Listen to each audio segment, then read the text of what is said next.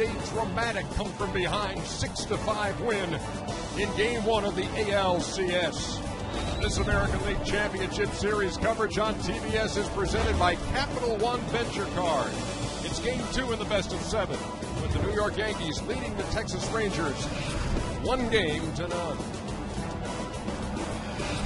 Good afternoon, everybody. Welcome back to Texas. Ernie Johnson along with Ron Darling and John Smoltz. Now, if you want to call that win last night by the Yankees historic, that is not an overstatement. Never in their postseason history had they trailed by 5 runs going to the 7th and won the game. The question, Ron, is what did that take out of the Texas Rangers? Well, I definitely think it took some. They thought they had a win. They had a lot of great things that happened last night. One of the things that didn't, though, was the bullpen, which really struggled in the 8th inning.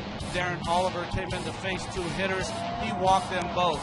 Just one pitch from Darren O'Day. That provided a single to the left side.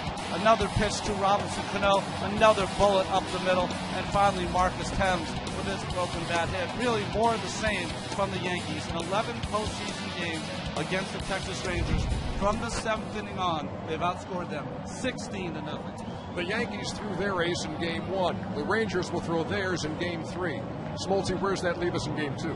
Well, it really leaves us with an interesting matchup where both starters are having their second career start and coming off of really good starts. Neither one of them have given up an earned run. Phil Hughes was dominating in his start in New York against Minnesota, going 7 innings, and Kobe Lewis kept his team in the game without giving up a run.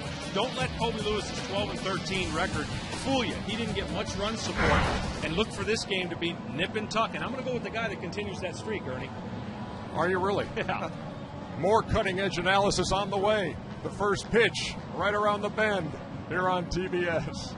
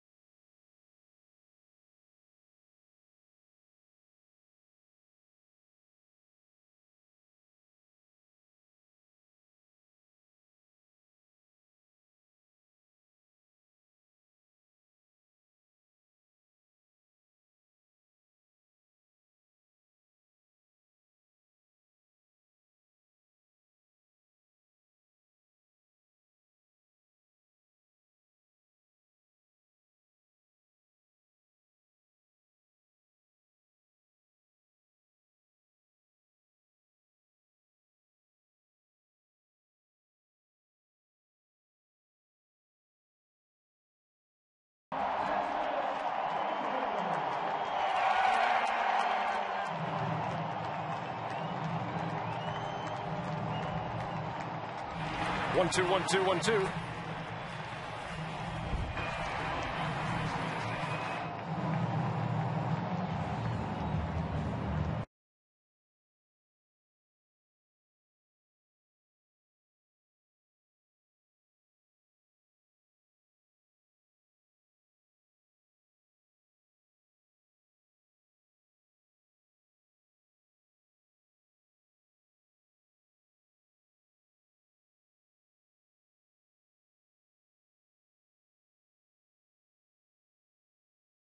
Temperature is 81 degrees, and we are ready for Game 2 of the American League Championship Series. The fourth member of our crew is Craig Sager. Segs.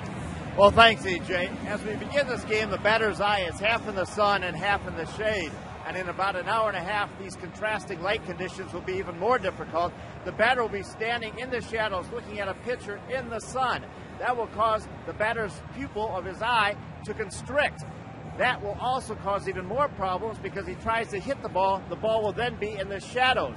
A batter tries to pick up the rotation on the ball, bottom spin for a fastball, top spin for a curve, spinning seams for a slider, and in these contrasting light conditions, the eye will have very little time to adjust. EJ? Thank you very much, Six. He's not a doctor, but he placed one on TV here at the American League Outstanding. Championship Series. Here is the starting lineup for the New York Yankees. Derek Jeter hitting leadoff again. Curtis Granderson against the right-hander moves up to the number 2 spot. Then Mark Teixeira, Alex Rodriguez in the cleanup spot. Robinson Cano had a huge game 1, hits 5th. Then Nick Swisher, Jorge Posada behind the plate. The DH against the right-hander is Lance Berkman, and Brett Gardner, the disruptive one, the guy who got it all started in the 8th inning. That's 9th. And here is Colby Lewis. Yeah, and for Colby Lewis, you look at these numbers again. He did not get much run support. That's why the record's 12 and 13. But he will strike you out. He will get you out via the hard curveball and slider. And it's always important in the first 3 innings of the game or the first inning of the game. But to Craig's point, you want to get to the 4th inning with the lead, and then you can do your magic when the hitting might be the toughest. Lewis has taken quite a route to this stage. We'll be chronicling that as his day goes on. But in the moment right now, it's game 2 of the ALCS, and he's facing Derek Jeter, who swings at the first pitch and fouls it away.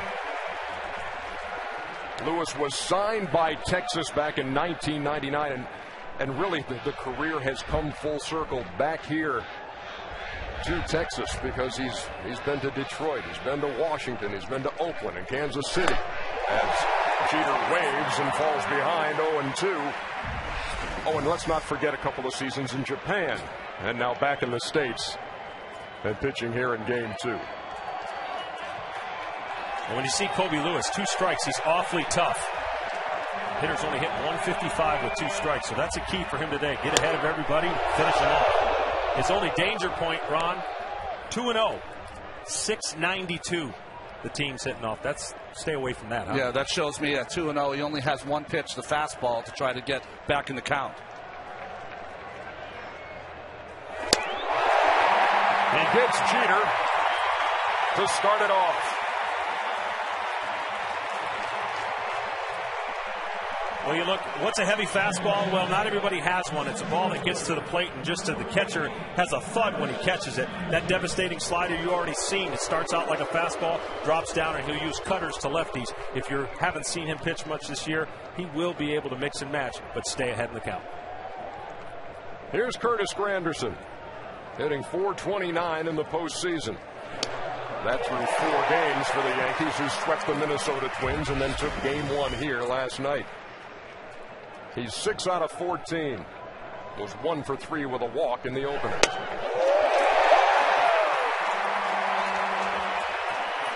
Colby Lewis has not faced the Yankees since the year 2003. A lot of maturation since then. Pops him up, shallow center. Andrews back. 2 up and 2 down. Well, defensively behind Colby Lewis today in the outfield, David Murphy gets the start in left field. Josh Hamilton in center. Nelson Cruz moves to right field. In the infield, Michael Young, Elvis Andrus, Ian Kinsler, and Mitch Moreland is playing today at first base and doing the catching, the veteran and his gold gloves, Benji Molina.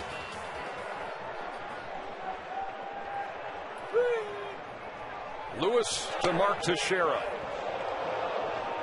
1-0. Teixeira hitless last night, but a key contributor in the 8th nonetheless through one of those back-to-back walks from Darren Oliver. Grounds this to first. Moreland makes the play easily and takes it himself. A 3-up, 3-down first for Colby Lewis.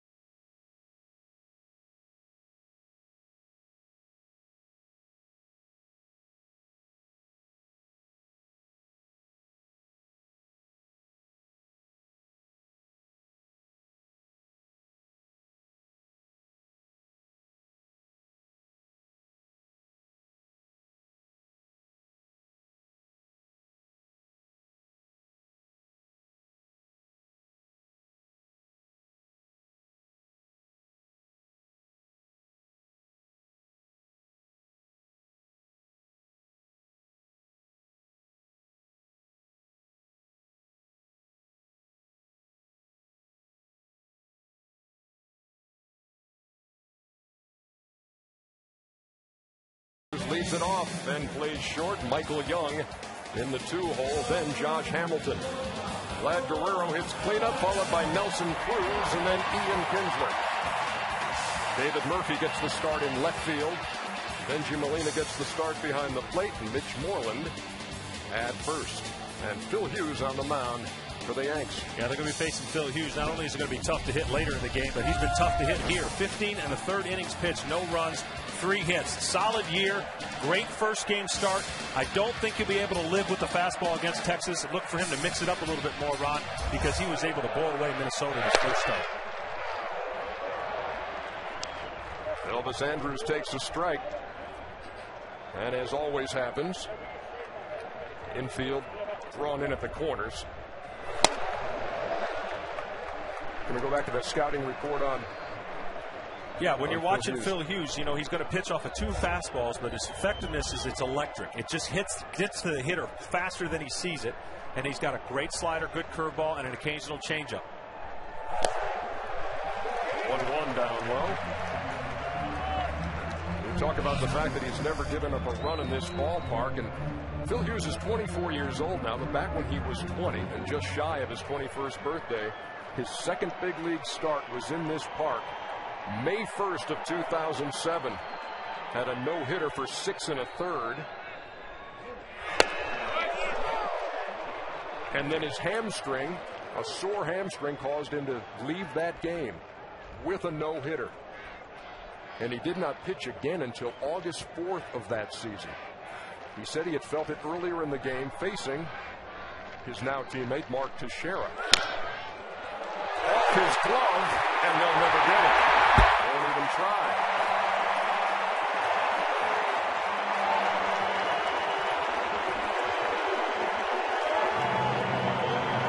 Ernie, is that a antler play or is that a claw play? I don't think this required, well, because of the antler capabilities, because of his speed, they knew there was going to be no play. It evolved from an antler play to a claw play. And for those of you who are saying, what the heck are they talking about? Those are the 2 rallying symbols for this team. The claw, kind of a long-range high five these guys give each other from the field to the dugout, and the antlers indicating you ran like a deer. Michael Young swings at the first pitch and fouls it straight back. Well, I anticipate, even though only 10 stolen bases against Phil Hughes, I anticipate the antler play being called a little bit more often, trying to steal some bases and make things happen for the Texas Rangers. You know, it's interesting. Michael Young in the second slot. Most of the time, that hitter will take a few pitches, allowing the runners to try to steal second base. Young is not that kind of hitter. Very aggressive from the second hole. Hughes keeps Andrus close. Andrus starting things off with an infield hit. He had 34 of those in the regular season. He also stole 32 bases, which ranked number 9 in the American League.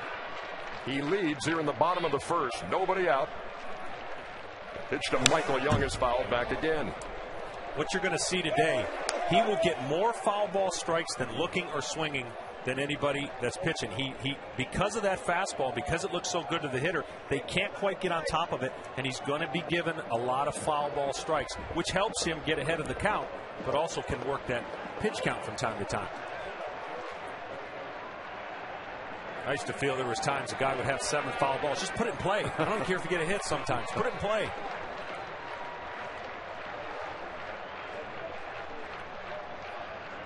An 0-2 pitch. And there goes Andrus. And he's in there. There it is. There's the antlers. He gave it. I'm saying we get 5 today. 5 antlers, Ernie. That's my call. People always talk about speed as only in the stolen base. No, you can do it many different ways, and that's taking advantage of a pitch in the dirt, getting that good secondary lead, and trying to run on Jorge Posada's arm. Great tag there by Cano. Very close play at second base. Umpire Angel Hernandez said he got in there, and so the Rangers have a runner in scoring position here in the first.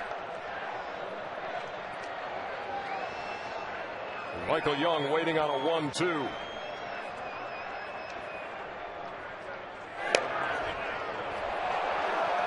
First strikeout for Phil Hughes.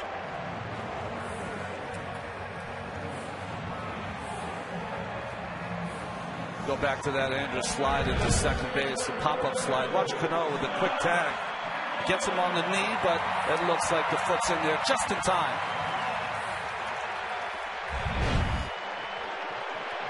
Ron Washington always says that Elvis Andrus loves the spotlight. If your name's Elvis, you've got to love the spotlight. There is Josh Hamilton. And he did some damage in the first inning last night. 3-run shot right down the line.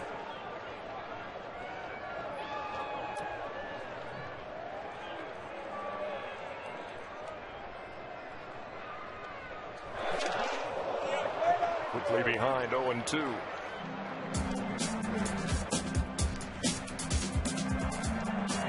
Hanging slider right over the middle of the plate, 0-2. Rare that a pitcher like CC could give up a 0-2 home run. That's how the game started yesterday for Texas. We're looking to get off to a quick start today. Phil Hughes will have something to say about that. Hamilton 0-2 here.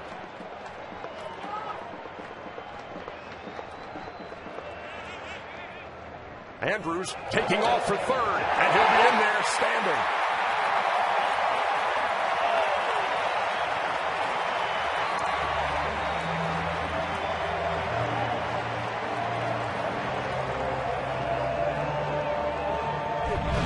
Well, that's knowing the situation right here, Ron. You know you're going to get a curveball, or pretty much feel like you're going to get a curveball. It's the best pitch to go on.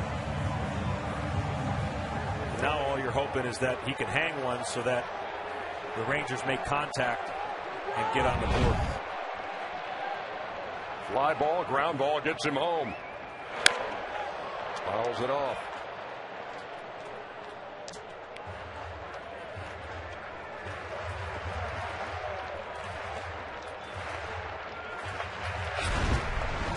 Would you consider that your second antler play in the first inning? No, I wouldn't consider it. I would say that was the second one. You're splitting hairs here.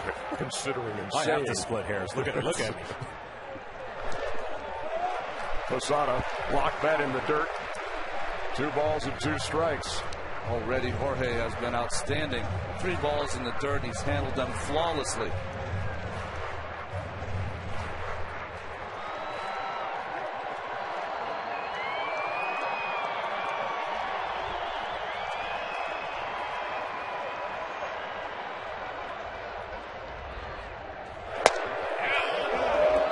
Inside, the count full to Josh Hamilton. I got to tell you, this is a great pitch. I know he didn't get the call, but he just locks him up inside.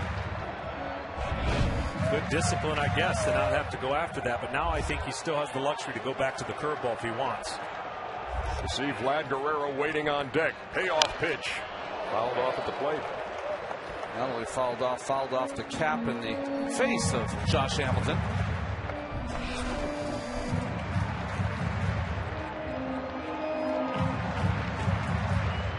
See that number with runners in scoring position. Only Adrian Gonzalez was higher. He had 407 for the San Diego Padres. Again, we await a 3-2 pitch to Josh Hamilton.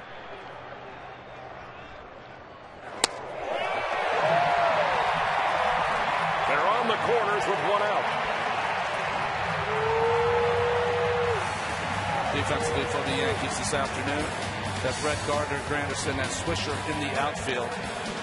All the gold in the infield. Alex Rodriguez, Derek Jeter, Cano, who should get a Gold Glove this year, and Teixeira at first base, and the veteran Jorge Posada, 5-time All-Star. Well, here's the beautiful game you play. You know this guy likes to swing on the first pitch. 10 home runs on first pitch this year. What's Phil and Posada going to do to try and combat the ability for an aggressive hitter? He knocked in 115 runs, which was number 4 in the American League. He bats with runners at first and third and takes 1-0. Guerrero 0 for 4 in the series opener. He's 5 for 23 in the postseason. Good hard slider right there. Good discipline. He goes after that pitch. He pulls it more than likely to Jeter, and there's a double play, and they're out of the inning.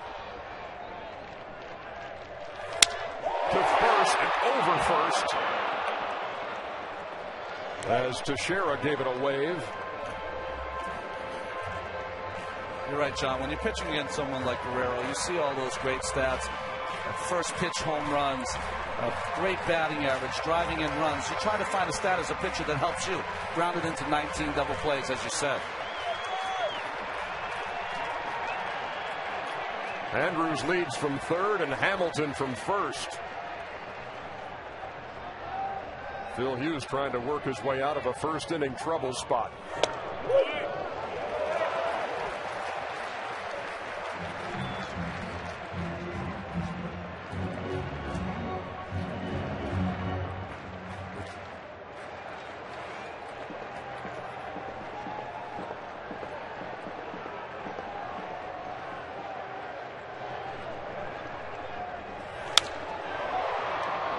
A little different start for Phil Hughes, who retired the first 9 in a row against the Minnesota Twins. A little tougher here in the first inning. I think, though, the game plan for these hitters for the Texas Rangers, try to shoot that ball to right field. Hughes is not throwing a lot of balls inside to the right-handed hitters.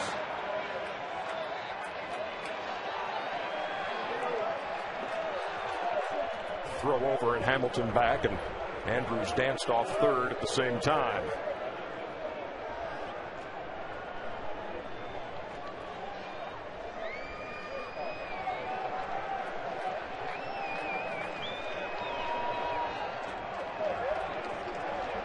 Guerrero waiting on a 2-2. Hughes taking his time.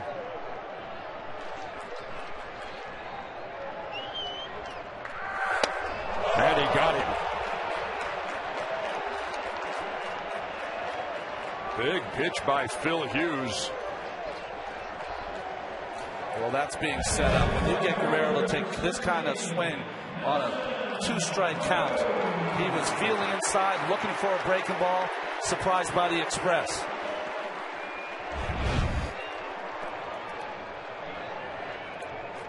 So now it's up to Nelson Cruz if the Rangers are to make something out of this threat in the bottom half of the first.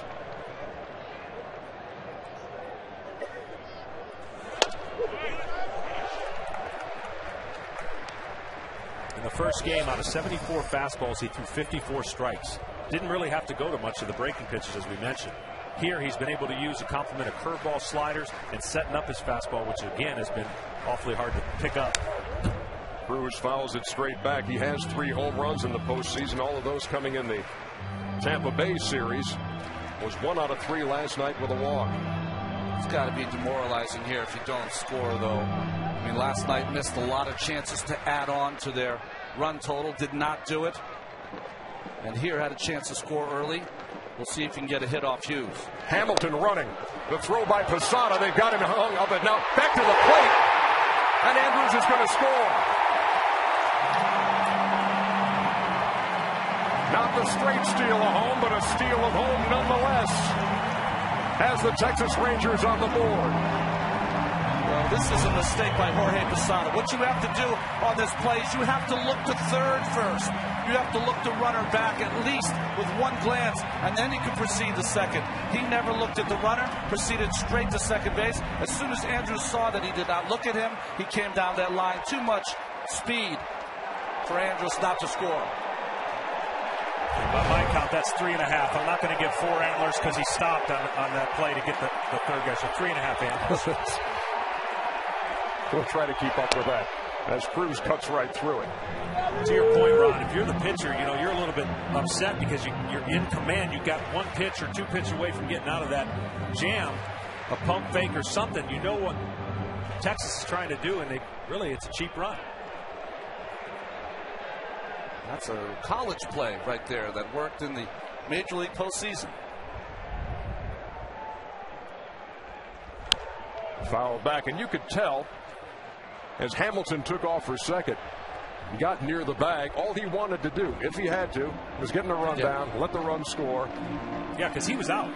I mean, he wasn't going there to try and necessarily going to swipe the bag. He wanted to draw the throw, which he did, stop, and then the runner was able to come home.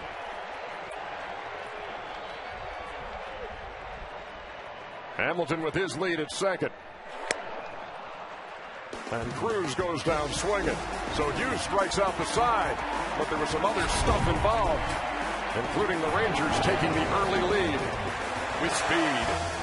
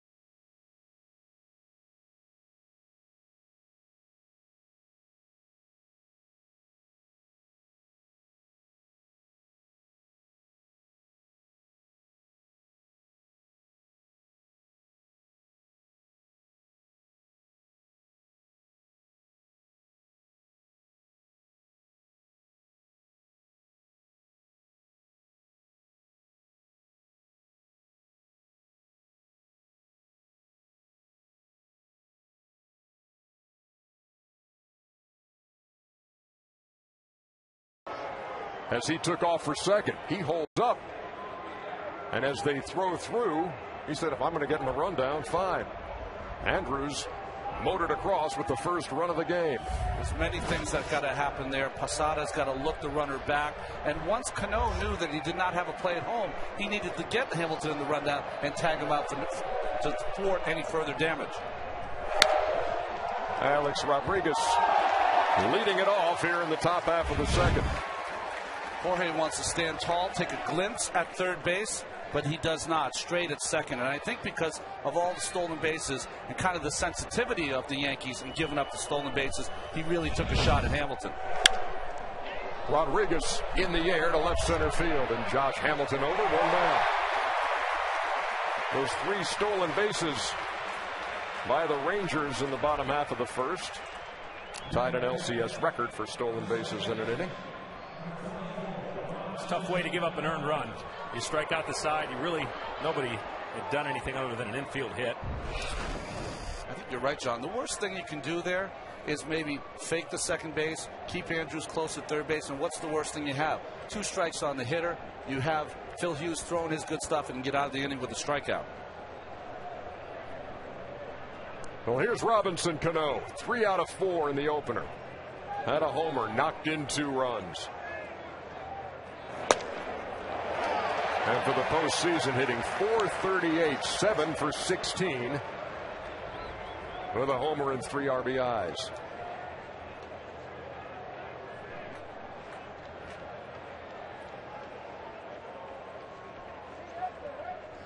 Lewis with the 0-1, popped him up.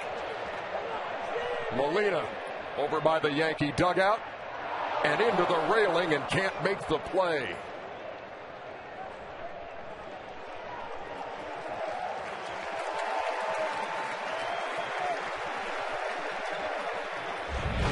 veteran Molina really took a shot here, trying to make a grab of this, and hits that bar. Gets him right in the chest.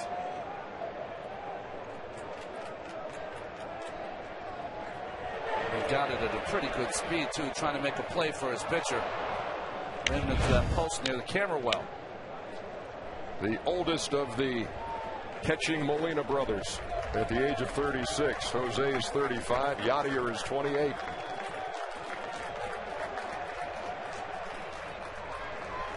An 0-2 to Cano.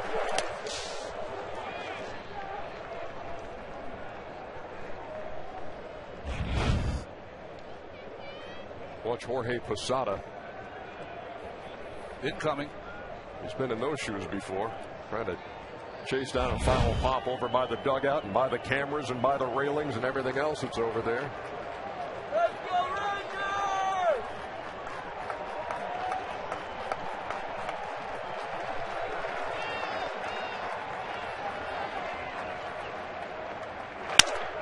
That ball is hit hard down the line, but foul. Last night, Cano certainly turned on one. They've got the Yankees on the board. Wilson had not given up a home run to a hitter since 2008, but it doesn't matter what you throw Cano right now. He's getting the best swings of anyone in that Yankee lineup. He broke his bat on that swing and hit the ball out of the ballpark foul. Talking to Joe Girardi today, too. It was such a big hit, even though at the time it only made the score 5-1. He said, but it sparked. You know, that was the thing that got him going. It preceded that massive 8th inning rally that decided game 1.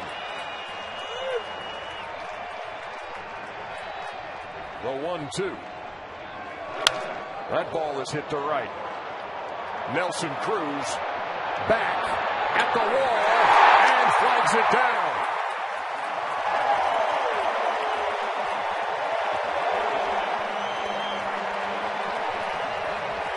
Even when you get him out, it's an adventure. We saw Cruz make a nice play in right field last night. Same kind of play. Gets up against that wall, knows that right field very well. Tracks that baseball, and where that cuts out is where that ball was caught, or it would have been a home run for Cano.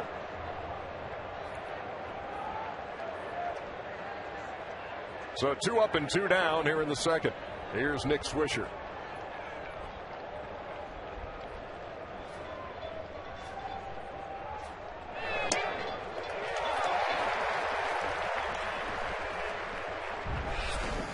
Swisher hitting .250 for the postseason, but from the left side, .429. He's 3 out of 7. There's Mick Kelleher, who makes the play over there, the Yankee first base coach. And it's good to see Mick, having fully recovered from the incident in Game 3 of the ALCS when that ball was deflected on the throw and caught him below the belt line. Yeah, he's bouncing around pretty good, Ernie. The 0-2 to Swisher. That ball's hit hard into the right field corner. Cruz fields it off the wall, and Swisher motors for second, and he's in there with a slide. 2-out double for Swisher.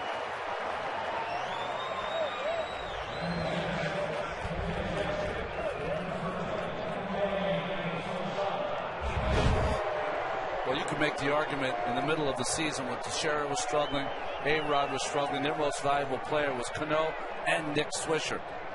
Breaking ball left in the middle of the plate, John.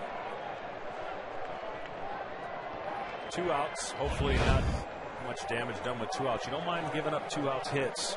You just don't want to give up 2-out hits with runners in scoring position. Swisher out there at second for Jorge Posada.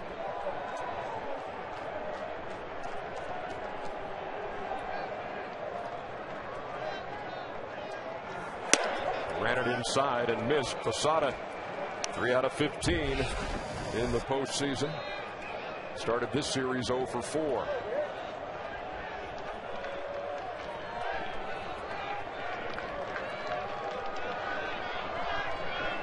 Lewis at the belt, and here it comes. And missed again. 2 balls and no strikes. the one count he wanted to avoid. 2-0, base open. Going to hit all the hitters to see how he attacks Jorge behind in the count. 3-0. The DH, Lance Berkman, is on deck. And you made the point during the ALDS. If you guys are on the hill and the number 8 hitter is Lance Berkman, that's a loaded lineup. 3-0. At the green light, 3 balls and a strike. This American League Championship Series coverage on TBS is brought to you in HD by BMW, the ultimate driving machine. Came into this series talking about how the Texas Rangers swing 3-0, giving them some of their own medicine. Was Posada there?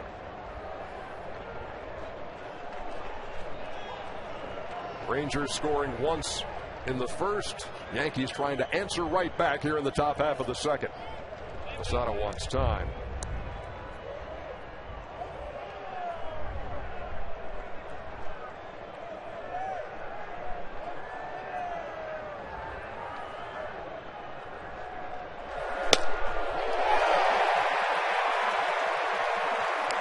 The count full to the Yankee catcher.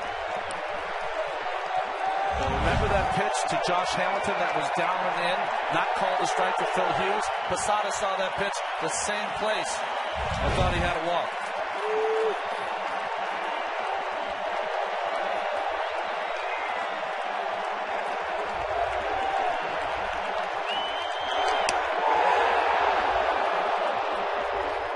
They are at first and second.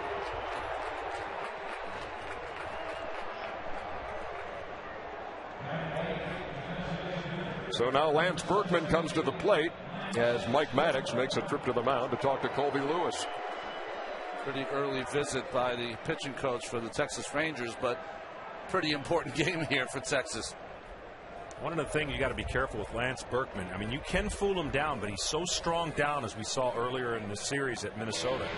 You look at the pitch that he hits, he's just down. This one over the middle of the plate sets his bat down. I already talked about that. That's a homer when he does that. And then this pitch down. You'd think, no way can he hit it off the wall or deep over the center fielder's head. He does. Good extension. Try to get him out up, maybe in, but be careful with pitches down. Actually laid it down on the double, too. So he lays it down as extra bases. He lays it down. He has gotten good wood on the ball. So he appeared once in the Minnesota series and went 2 for 4. Those extra base hits. Did not play last night. And against the righty, he's the DH today. Takes 1-0. You know, a lot of guys, before a series, once you clinch and you're moving on, people say, well, who do you want to play in the next round? Everybody says, well, it doesn't matter. Lance Berkman said, I want to play Texas. I'm a Houston guy. That's where I was playing. Know a lot of people down there, and that's who I want to play. And he's got his wish.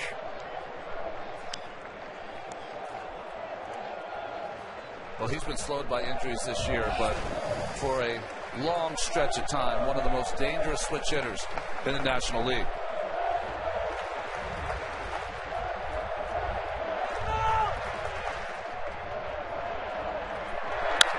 That ball is hit right on the button to right, and Cruz got turned around but made the play. He hit that well, but the Yankees with nothing to show for it. We head to the bottom of the second.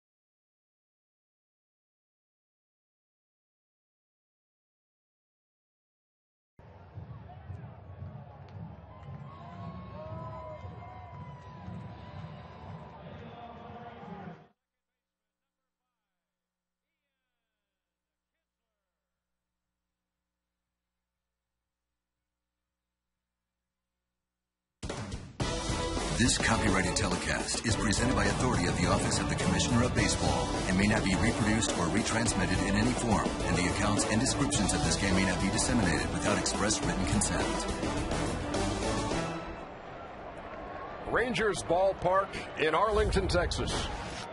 Bottom half of the second inning. Game 2 of the ALCS. The Rangers with a 1-0 lead over the Yankees as Ian Kinsler leads it off.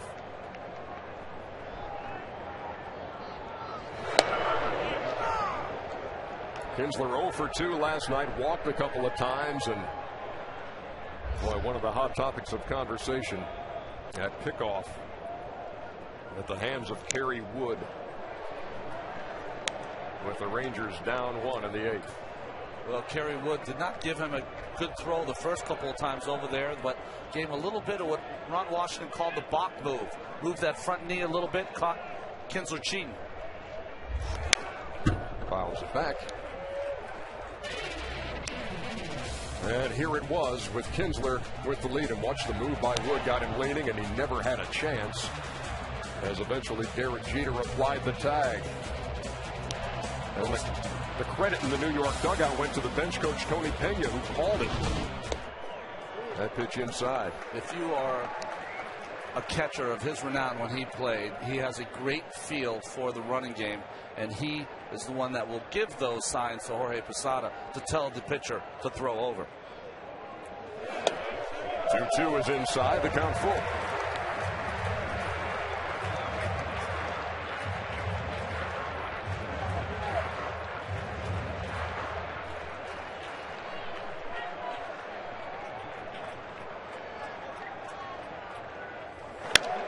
To third, Rodriguez. Across to Teixeira, 1 down.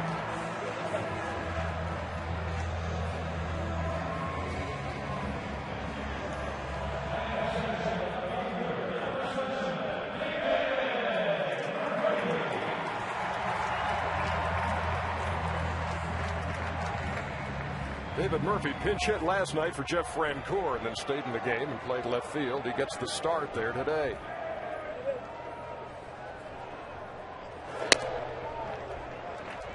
I found that an odd move by Ron Washington last night. Jeff Francoeur had some good numbers against Jabba Chamberlain. Plus, they were winning the ball game, and Jeff is a superior defensive player to David.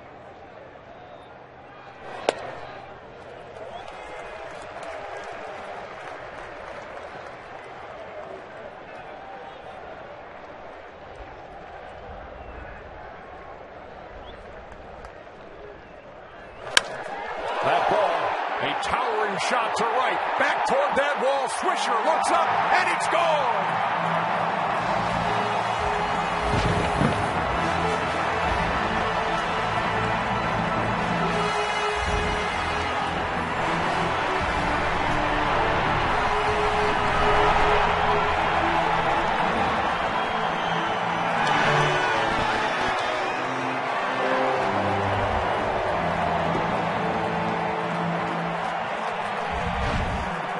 David Murphy had an injury at the end of the season that slowed him somewhat. With all this time off, he's been able to heal.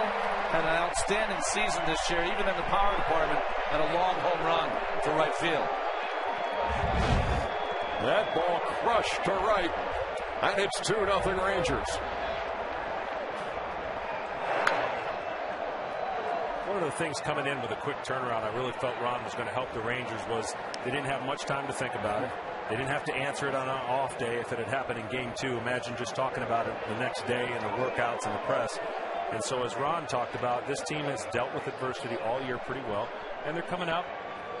And for the moment, you know, they're the head of the Yankees saying, we're going to put yesterday behind us.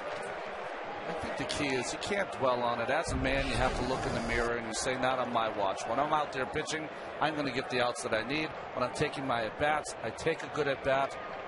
Dwelling on the numbers of what has happened is putting you in harm's way. 2 balls and a strike to Benji Molina.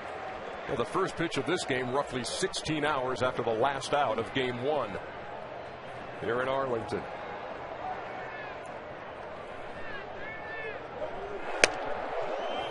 Two and two. That's that little cutter that Hughes learned last year while he was in the bullpen sitting next to Mariano Rivera, picked that up. That has really worked well, especially when he's behind in the count 2-1, 3-1. He goes to that cutter very often. Molina hangs in, and the count remains 2-2. So once again today, Texas Rangers out of the gate quickly offensively. They led 5-0 in game one. And then the Yankees roared back. He goes the opposite way. Swisher's got plenty of room. 2 down. Visit TBS Hot Corner at MLB.com/TBS Hot Corner to sign up and watch live video companion coverage of this game and every ALCS game. Well, the number 9 hitter in the Texas order is Mitch Moreland.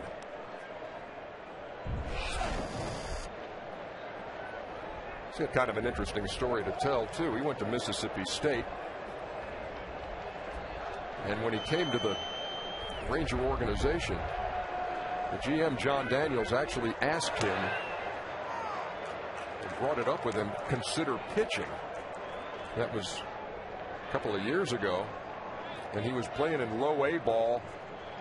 And he had a couple of blowout games. And the manager looked around and said, who wants to pitch? As he lines this in the right center for a base hit. He put his hand up and said, I'll throw. Went out there and threw about 90 to 92. And Daniels brought up the idea maybe of pitching, and he said, I believe in myself at the plate. Please give me another chance. And he has been lights out at the plate. And when you can hit, they'll find a spot for you. You usually make a good decision when you decide to leave a Mississippi State guy at first base. Yeah, exactly. C. Will Clark. C. Rafael Palmeiro.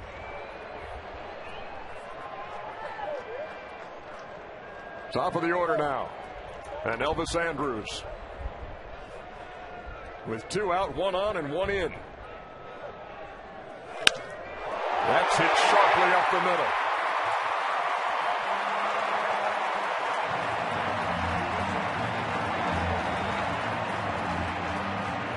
John, you said it in the open that high fastball from Hughes, so effective against the Twins, doesn't seem to be as effective here against the Rangers. No, that's one of the few hitters I've seen actually go up there, look for the first pitch, and do something with it.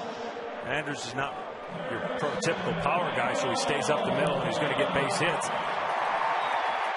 But this Texas lineup is a lot different and can do a little bit different things than Minnesota. Angel Hernandez had to be on his toes on that shot by Andrus. They're at first and second for Michael Young. Caught looking his first time.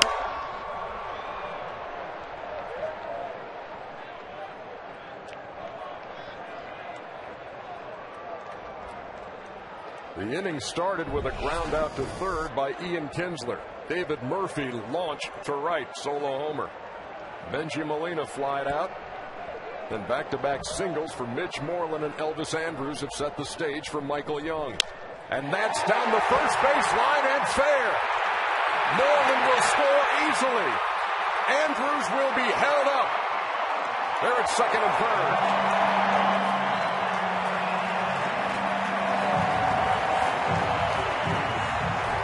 Their veteran Michael Young in his first postseason. He had a big 2-out hit last night's game in the 4th inning, and here with another big hit down the right field line. You can tell from his swing, he was going to right field the whole way. A real nice play here by Nick Swisher to get that ball off the security guard there and get it in time to stop Andrus from scoring a run.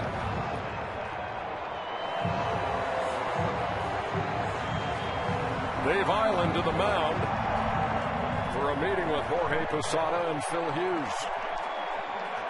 So the guy who had not allowed a run in this ballpark in 3 appearances, covering 15 in a third innings, has been reached for 3, and we're in the second inning.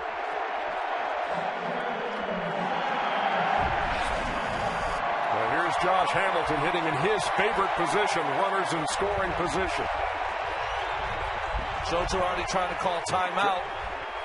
Not getting anyone to pay attention. Finally, Cano came in, talk to Angel Hernandez and see maybe if they've decided to walk Josh Hamilton, and they have. That's the play here to go against Guerrero with the bases loaded.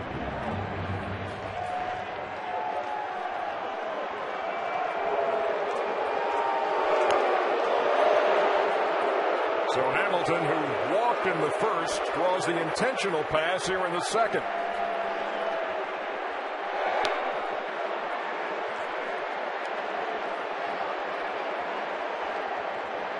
Well, John, this is the right play. You got to get Guerrero up, who didn't look very good in his first at-bat. The only problem with Guerrero, you could make your quality pitch, and he could hit it off the center field wall. Well, what's amazing about situations like this, had Michael Young only hit a single, they would have pitched to the MVP candidate. But because he went to second, and you should, you give a base open, and they're going to walk him. A lot of that went on in Barry Bonds' days when he was so good. A lot of the guys in front of him knew, stay at first. They actually wouldn't go to second, so they would pitch to Barry Bonds and give him a chance to drive in some runs.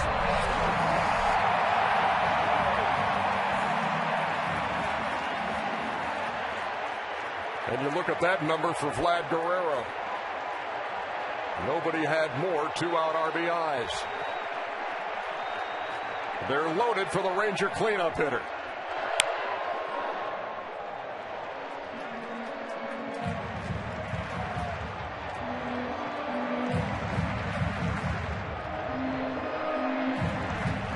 Elvis Andrus at third. Michael Young at second. Josh Hamilton at first. Rangers already lead it 3-0.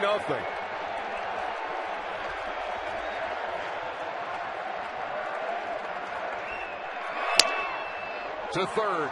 Rodriguez wins the race to the bag. And that retires the side. But the Rangers strike for two, including a solo shot by David Murphy. We're heading to the third.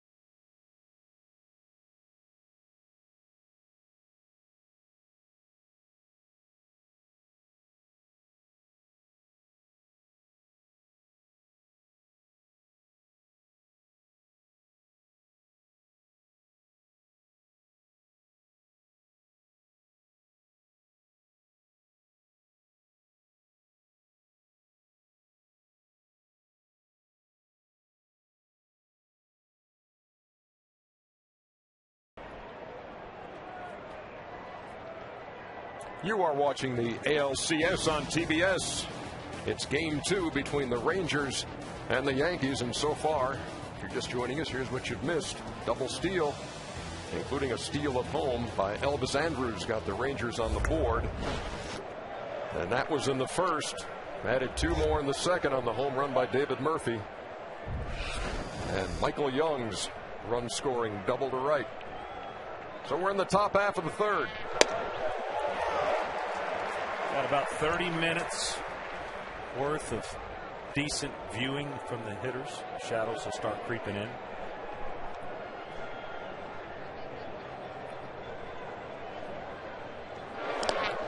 Brett Gardner with that big hustle play in the 8th inning last night. It was just interesting. Joe Girardi said of all his players, the time off really was best for Gardner. He had a wrist problem at the end of really got in the middle of the year that really plagued him all year, and was able to rest it here in the postseason.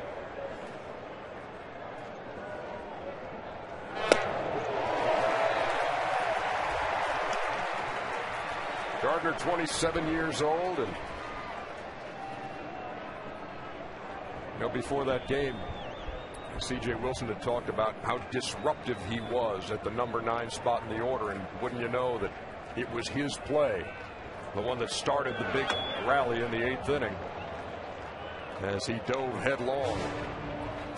Well, it was a very difficult play, but there's 2 things that could have happened. Cantu could have really charged this ball a little more, maybe, and Wilson was a little late getting there, but didn't get the ball until late also. And just that hustle play by Gardner, great speed. Yeah, it's harder to run to a base anticipating a ball versus getting it and running to the base, and that's just something you work on in spring training. But of course, he wasn't here; he was a late acquisition. But you got to get the ball to the pitcher as soon as possible so he can actually go straight line to the bag. Gardner, who works a lot of counts, has it full. Well, it used to be a game that most major leaguers played called pepper, and when I watch Brett Gardner, it's like he's playing pepper. That short little stroke, just trying to put the ball in play, fouling off the real tough pitches till he gets a pitch he can put in play. 3-2 was fouled off. Earlier this year, he picked up a few infield hits in one game, and Ron Washington, in fact, had said, looks like they got another Ichiro on their hands over there. And he does. He will slap at it, and as we told the story last night, he said, my job's not to get base hits, my job is to get on base. And he does that. Again, fouls it off. We just saw a shot of the infielders, and I'm surprised, with as tall as the grass is, how deep they're playing with a guy like Gardner.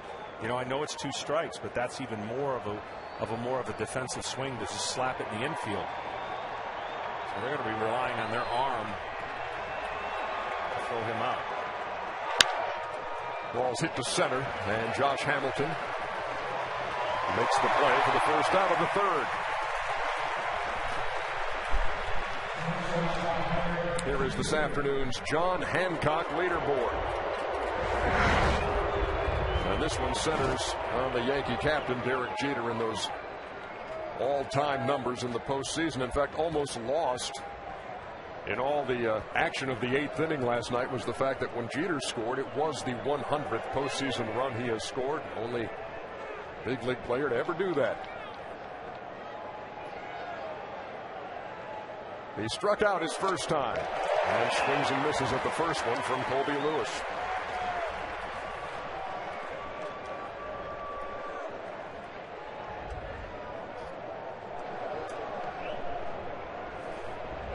Jeter's streak now of reaching base safely in the postseason stands at 20. He was 2 out of 5 last night.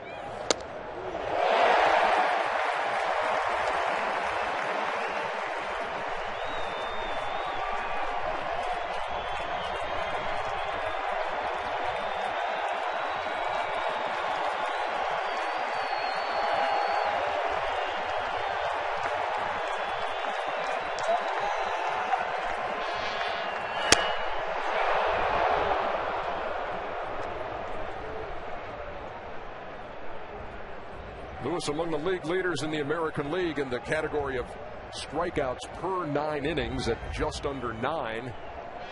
He has struck out 1 so far as we play in the third, and it was the guy at the plate, Derek Jeter, who takes inside 2-2.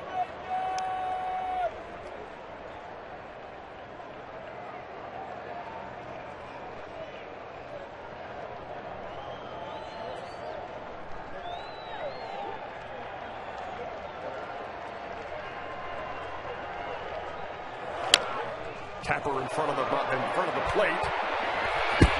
And they will not get him. Jeter, in fact, helping out first base umpire Jim Reynolds with the safe sign as he crossed. Well, Colby Lewis, 6'4", 250 pounds, does not move around too well off that mound. And by the time he got to it, he had to have a little more urgency to get that ball to first base, as Jeter beat that easily. Yeah, they teach you to come into this play with your right foot on the right side and just spin and throw. You know, you can't really stand up to throw in that spot. Tough play. So Jeter on at first, the streak at 21 games now of reaching safely, and here's Granderson. Popped to short his first time.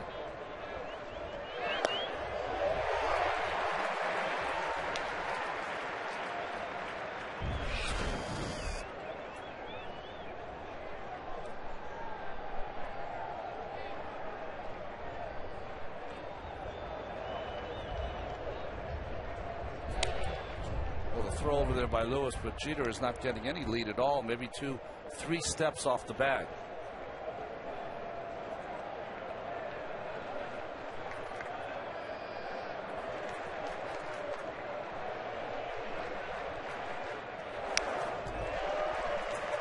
He's ahead of Granderson, 0-2. Boy, Granderson had a pitch to hit there. Fastball trying to go inside, ended up right down the middle. Swinging a hot bat since he worked on his stroke here in August in Arlington.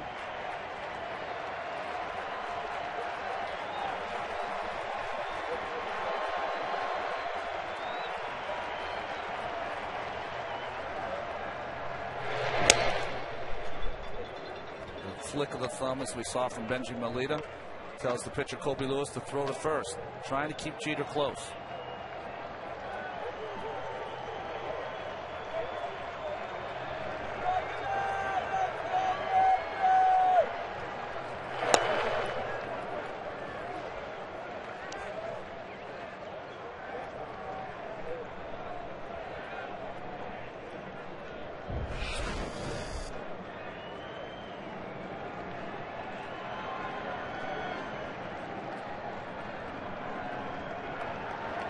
Jeter with his lead at first, and a 1-2 due to Granderson, who fouls it straight back.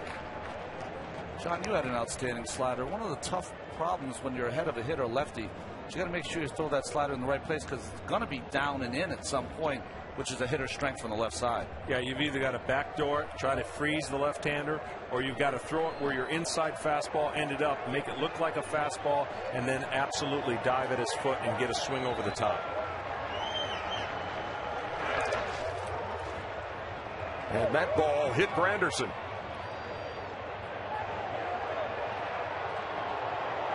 And I have a feeling there will be some discussion, or will there? Well, Benji Molina's not sure, and now Ron Washington wants some clarification. Well, it was a breaking ball in the dirt, and Granderson proceeded to first base right away after the ball bounced. This ball bounced in front, a little curveball inside. Hits him right on the kind of the left knee. Just really scraped that right knee, didn't hit it hard. And Granderson proceeded to first. Tony Randazzo behind the plate made the call. And they're at first and second.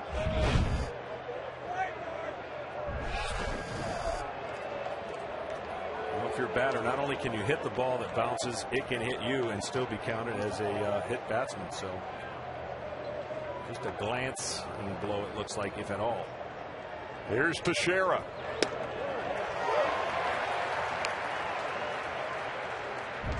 Those shadows you spoke of, John, making their way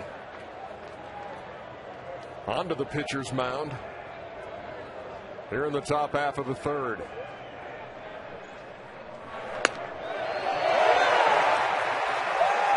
Breaking pitch and a beauty. 0-2. Teixeira telling the home plate umpire Randazzo, that ball's high. It's not breaking until too late. You might have a case.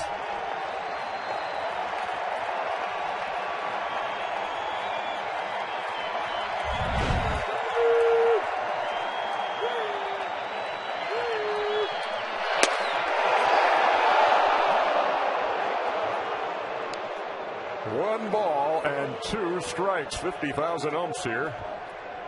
Thought they should have rung him up.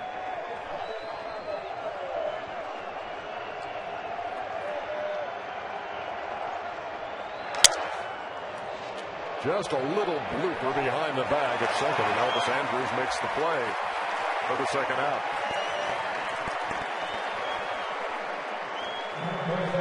Well, if you're worried about this guy and how he felt coming into this game and would he be affected by being down 0-1, as you mentioned, Ernie, his journey has prepared him for this. He's been having to overcome a lot of different things and been a lot of different places, including Japan and being released and going through arm surgeries and injuries or arm injuries. And you look right here, that is not a prototypical route to be pitching in your second postseason game ever. That's a lot of closed doors, isn't it? Yeah, when Washington signed him, he didn't pitch there. Oakland signed him. He had 1 start, 26 appearances. KC signed him and released him. And then it was those 2 years with the Hiroshima Carp in Japan. Went 26 and 17. And they talk about postseason pressure and nerves and that kind of thing. And he said, nerves and pressure, that's moving your family to Japan and having no idea what that was going to be like. He's facing Alex Rodriguez here with runners at first and second. Grounded to short. Andrews goes the short way. And that'll do it for the Yankees in the third. We head to the bottom half in a 3-0 game.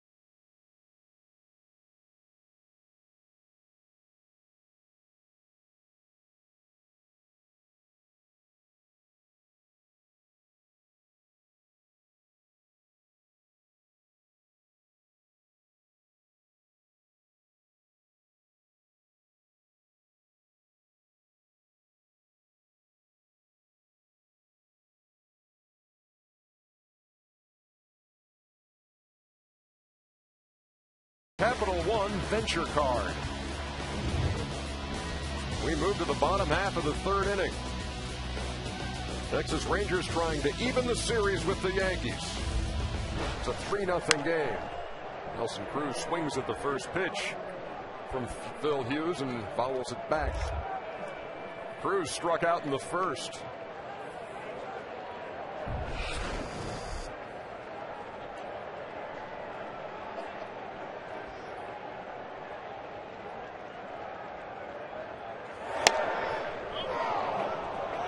He's ahead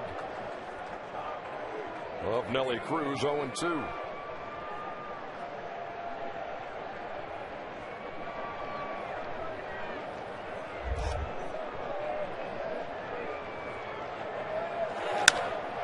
That ball's hit to right. Nick Swisher back, and that ball is off the wall. Cruz digs for second. And there's a leadoff double for Texas here in the third.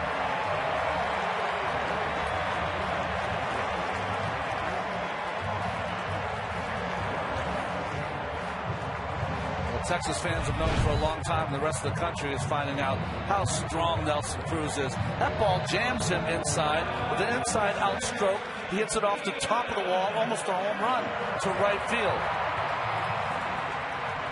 Ungodly power. Untapped yet for Nelson Cruz. So here's Ian Kinsler. Rodriguez in on the grass at third. Kinsler lays it down. Rodriguez had to make the play, and Cruz easily to third with one down. Kinsler does his job. We talked about it before. Infield hits, sacrifice bunts, going from first to third, and just a perfect bunt there by Kinsler.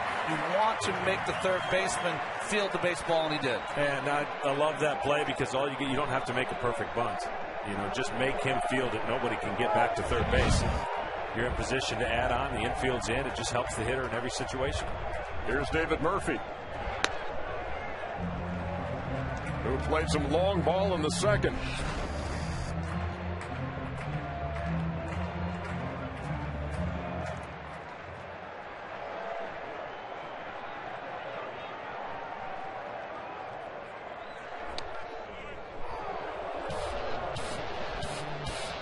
This was the poke in the bottom of the second. Again, one of those high fastballs that Phil Hughes did not get away with. That made it 2-0. Rangers tacked on another one in the second. 3-0. That's where we stand as the Rangers threaten for more. He's another guy that can have some funky swings down, but really delivers line drive type power with the ball down. He fought that one off. Looked like one of those where the shadows might have affected him. He didn't see that ball until the last second. 4 two-strike hits for the Texas Rangers this afternoon. The 1-2 fouled straight back. So from your perspective, John, when the shadows come into play like this, what are you thinking on the mound? Well, there's a couple things. I'm looking at reaction of what the hitter's doing, but I'm going to go off of my catcher. I'm going to see what he doesn't see, let's say, or has trouble seeing. And then, of course, my hitters when they're at the plate as well, asking them. That ball is hit to right. Off the wall. And David Murphy's having himself a day.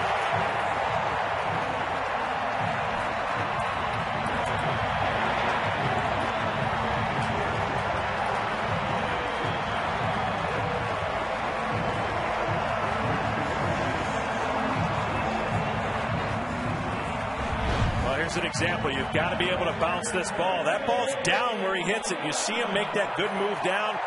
Probably a pretty good golfer too. But he just ropes that ball for a double.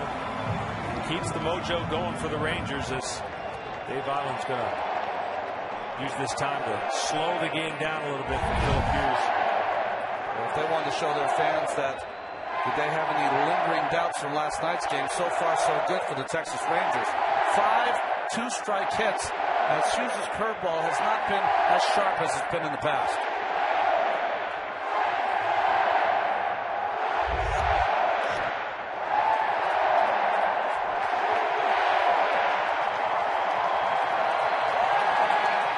Here's Benji Molina. He swings at the first pitch. That's in the gap. That's off the wall. Another Texas run will score. And it's 5-0.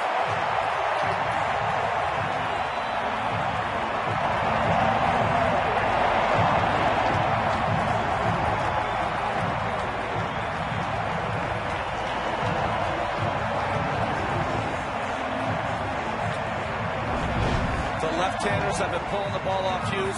The right-handers have been going the other way. Nice first ball hitting from Mitch Moreland, who always seems to come up big in the postseason. Drills this double to right center field. Reaction from the Texas bench. Ron Washington might make like a third base coach again. Borderline antler play there for him to get the second. Oh, that's called. Now, when he hit for the cycle and finished it with a triple, that was big-time antler play. Happened in Boston. There's Mitch Moreland. He singled his first time. We're in the third. The Rangers have 8 hits. And the 7, 8, and 9 hitters in the Texas lineup are 4 out of 5 with 3 runs batted in. That ball is hit to left. Gardner flags it down. Molina back to second.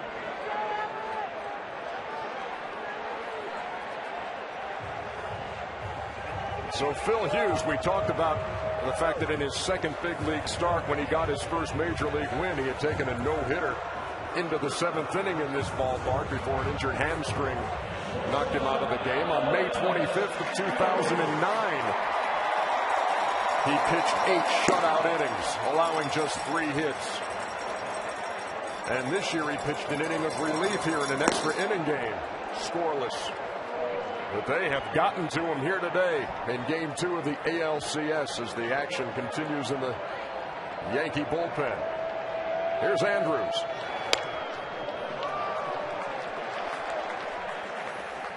We are in the bottom of the third, and it's the third time Andrews, their leadoff hitter, has come to the plate. 2 out of 2 with a run scored. Stole home as part of that double steal for the first run for the Rangers. On a line to second. Flag down by Cano. And that'll do it for the Rangers in the third, but they add 2 more runs. And they're whooping it up in Arlington.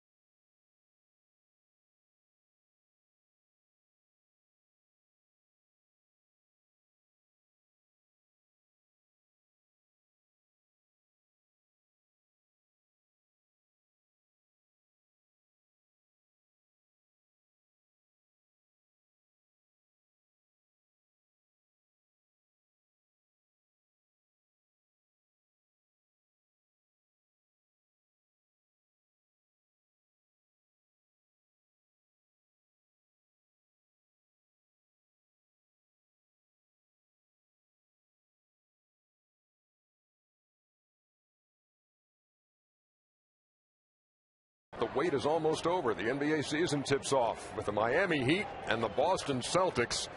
And the Lakers get their championship rings before taking on the Houston Rockets. The NBA returns. Opening night, October 26th on TNT. He doesn't need any self-promotion. Everyone knows him here. Rocking his Rangers gear today as Robinson Cano opens the fourth with a shot off the wall in center. He digs for second and in with a slide.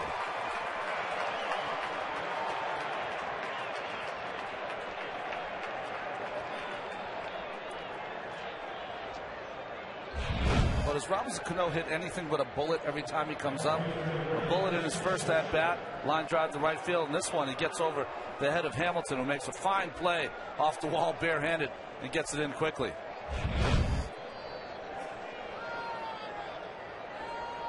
So immediately, a runner in scoring position here in the fourth for Nick Swisher. What was it you were saying between innings, Ron? Yankees got him right where they want him, huh? Down 5-0. If you consider what happened yesterday.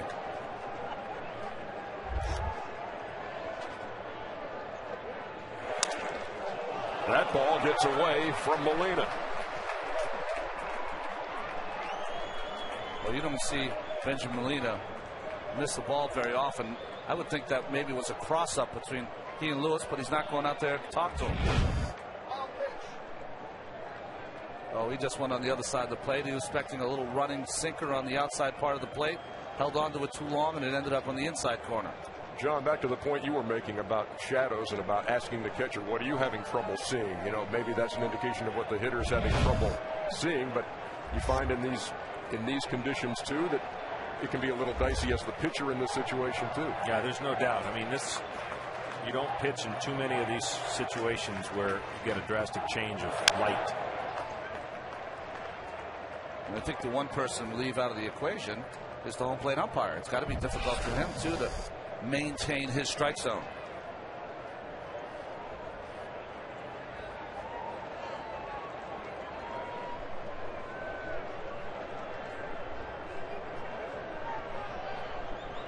Cano leading at third. Swisher waits, and it's a ball and 2 strikes.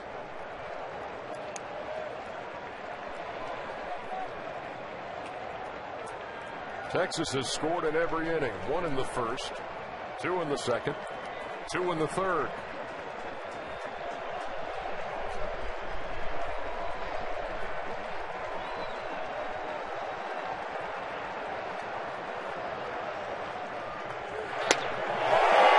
Swisher takes a call third, 1 down.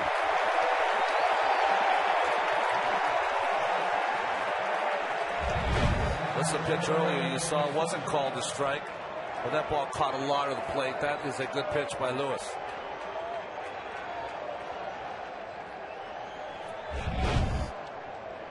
That's his second strikeout, and here's Jorge Posada through a second inning walk.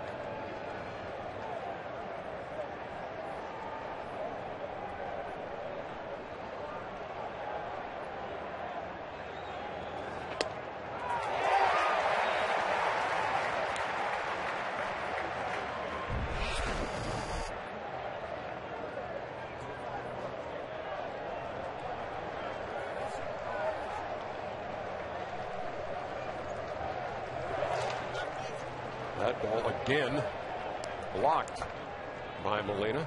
One of the things Kobe Lewis led the staff this year in shutdown innings, and what that is, obviously, when your team scores, you come back up and put a 0, and he's done that 3 times.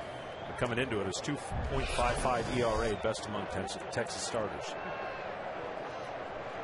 He wouldn't mind doing it every inning, having to be tested. There you go. Rangers obviously willing to give up the run for an out here.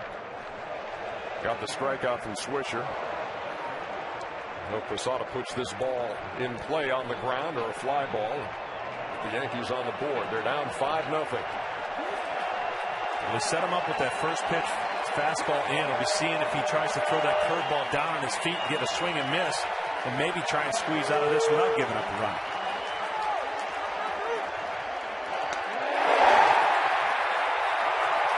Well, the plan was there. It just went to a different place. Back-to-back strikeouts with a runner at third. Now it's up to Lance Berkman.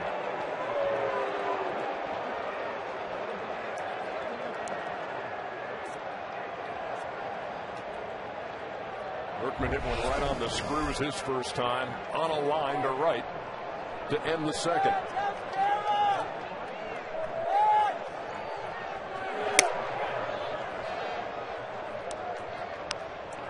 Berkman's line drive came on a hanging curveball from Lewis. It'll be interesting how he uses that against Berkman this time. Probably will bounce the curveball and try to rush him inside with fastballs. Cano down the line at third as Berkman takes 2-0.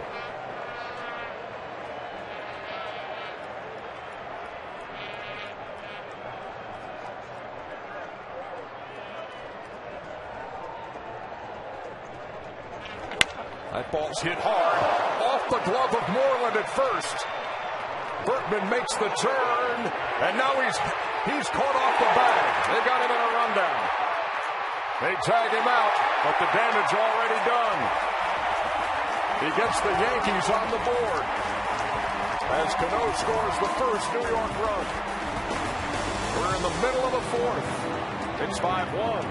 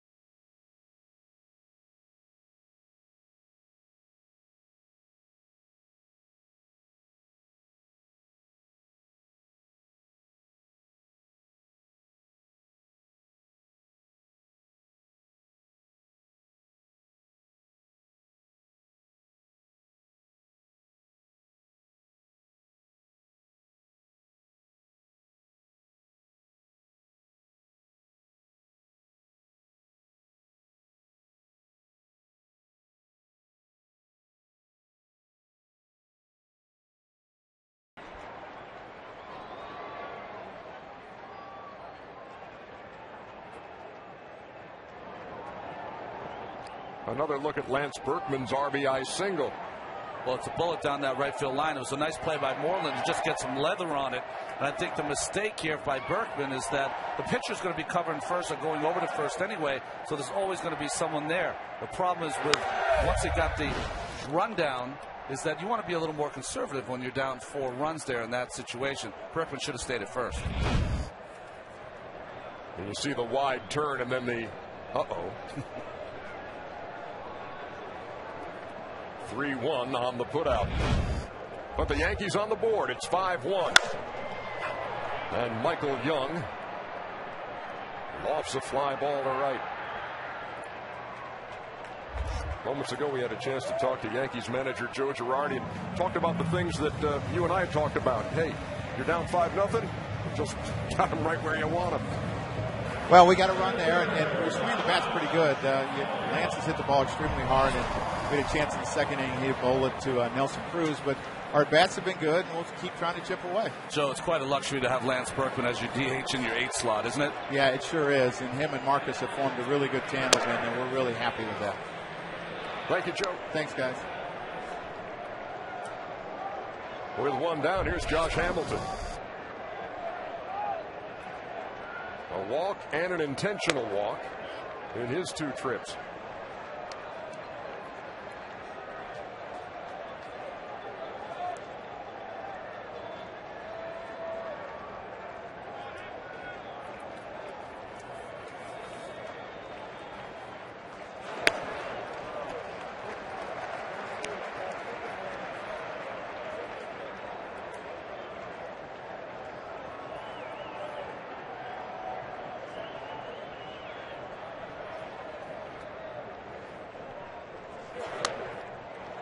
High and away with the 2-1. Hamilton ahead in the count, 3 balls and 1 strike.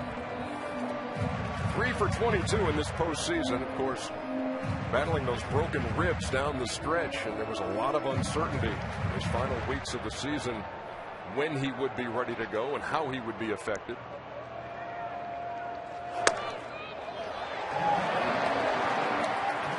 Has not put the ball in play today, and he's on for the 3rd time. But you know what's interesting? He said that in the division series, he thought he was too aggressive, trying to do too much.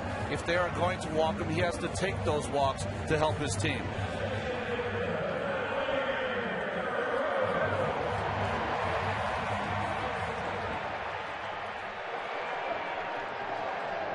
So Hamilton on for Vlad Guerrero, who's 0 for 2 and 5 for 25 in the postseason. Boy, did he have a cut. When does he not? Right. What he said by that swing is, I dare you to do it again. He can make that swing and then turn that next pitch the same place and turn it around. He just has an uncanny ability to not be affected by a wild swing out of the zone. Hughes jumps ahead, 0-2. Guerrero smelling that bat. Sometimes when you have those foul balls, that bat will smell like smoke, like it's on fire.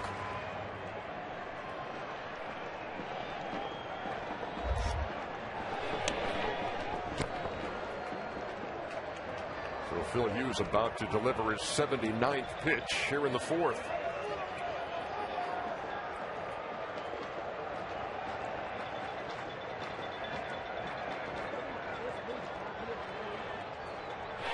Again, he keeps Hamilton close.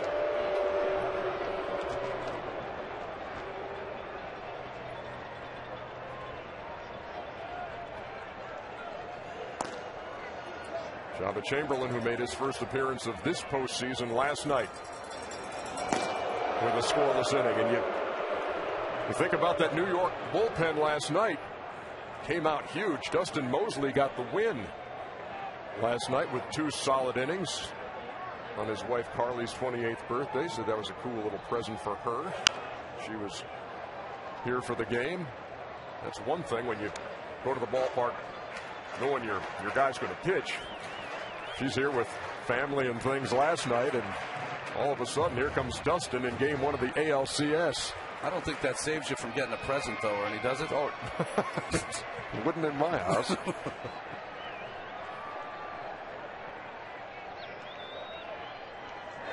0-2 in the dirt. Smoltz remaining silent on that issue. On the present part? Yeah. Was pitching a good game, a good enough present in your mind? No.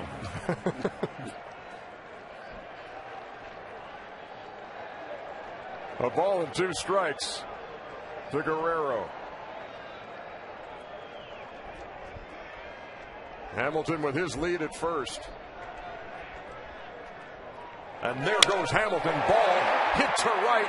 Swisher makes the play, and they're going to double him up easily at first. Guerrero stung it, but Swisher made the play. And Hamilton had no chance to get back. 4 innings in the books in Arlington.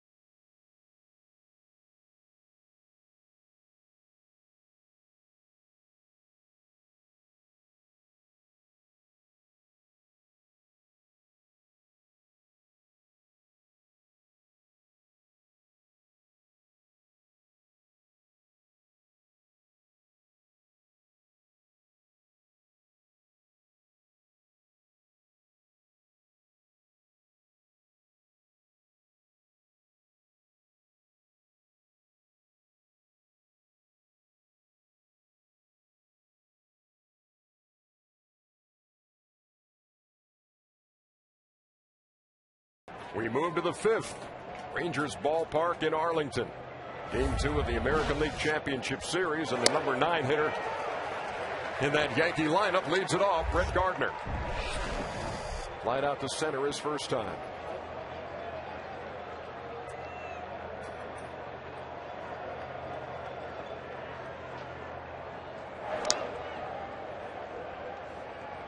So let's see now. It's a 5-1 game, and Brett Gardner leading off an inning.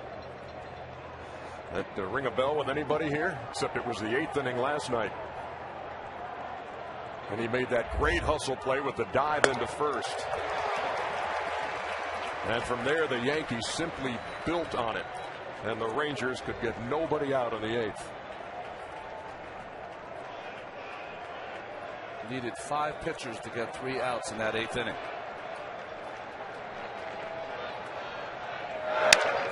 To short. Andrews will have to hurry.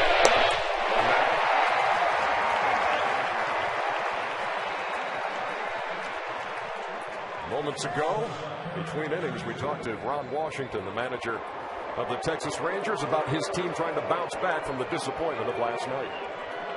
Well, you know, in the game of baseball, you have to be able to take a shower and let it go.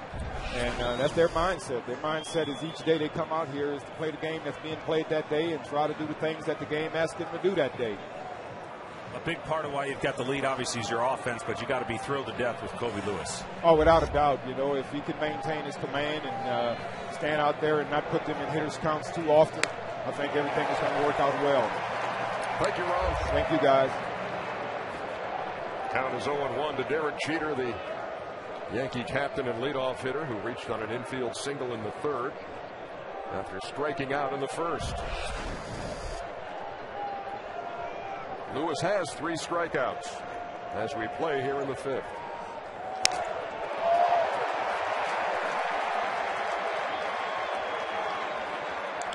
There couldn't be a better formula for your team to come back in the exact situation that you want. Get that 5-0 lead and then win it that way. You know, prove to yourself first that you can not only get that home run, but beat the guys that you're facing.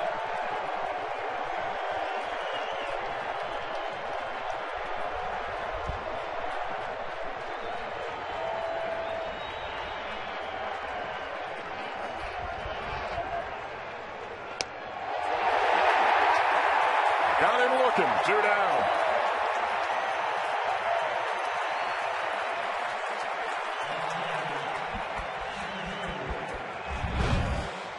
Well, Lewis has really been using his fastball outstanding right on the bottom of that pitch track. It's just a perfect pitch, a pitch you cannot swing at.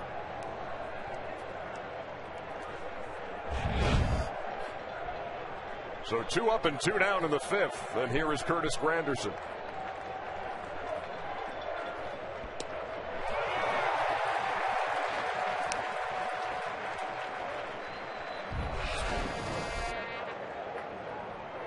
Granderson has popped up, hit by a pitch in the 3rd.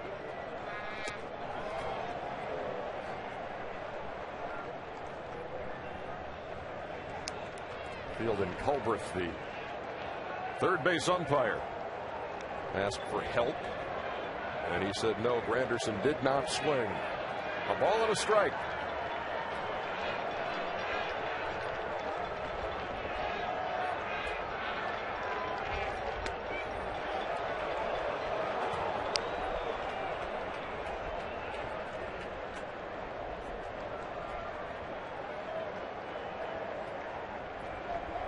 That's Mike Maddox, the Rangers pitching coach, watching as Granderson launches a deep foul ball into the second deck over there.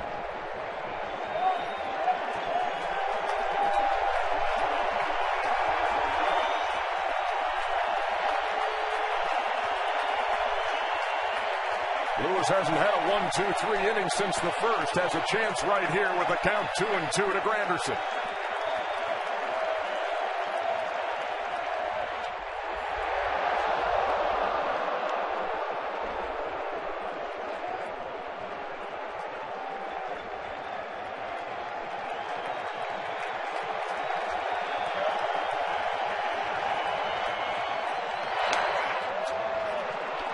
And a 2-out walk has Granderson at first. That is a pitch that you would like to have back. A little 3-2 slider on the outside corner with a 5-1 lead. I'd be more apt to run a little sinker away, John, and try to challenge Granderson there with Teixeira up next. Yeah, absolutely. You probably thought that 3-2 pitch was going to be either called looking or ride the emotion coming off, but now he's gotten a walk and has to get out of this inning without any damage happening. Teixeira turns on that and puts it in the midst of the photographers next to the Rangers dugout. The low point of the season for Teixeira back on June 8th. He was hitting .211. On June 5th, he was 0 for 6 with 5 strikeouts in a game at Toronto. Then went 42 straight games reaching base safely through July 27th, and he was back on track.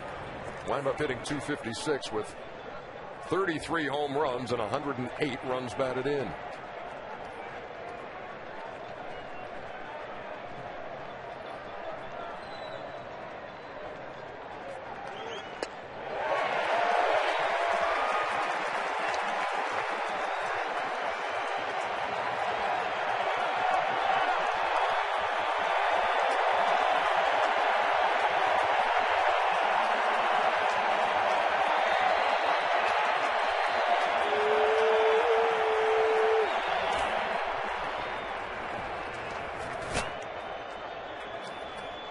What are you throwing Tex 0-2, John? You got to bounce a curveball. He's susceptible to the curveballs. I mean, he could set it up with a fastball up, but go right back to the hook. Try to finish him off 0-2. He finished him off and finished off the Yankees in the 5th. We head to the bottom half in a 5-1 game.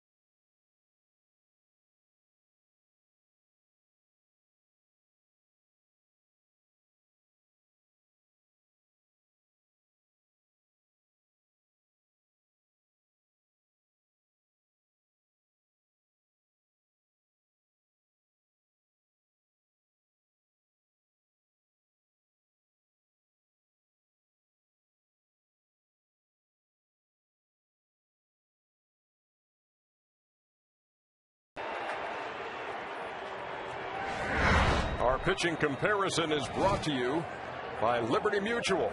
What do you make of the numbers so far, John? Well, Phil Hughes had a great fastball in the first inning, but ever since hasn't been able to get it down. And the Texas hitters, we told, were going to be different. They've taken advantage of it. Colby Lewis has been settled. His nerves have not been an issue. He's made big pitch after big pitch. Nelson Cruz fouls back the first pitch against Phil Hughes, who goes to work here in the bottom half of the 5th inning. Texas trying to even the series and leading the game 5-1.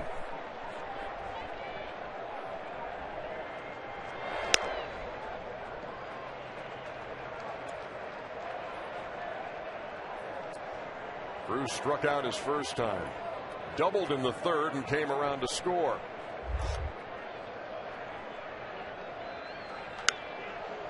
And this is a mile high.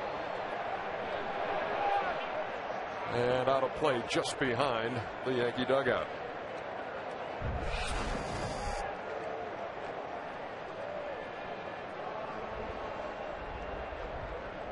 Pretty impressive, and over 15 or 16 foul balls too. So they're on the attack, yeah. Ron, and that's a game plan that you knew they had to come out and make a statement and get on top of that fastball.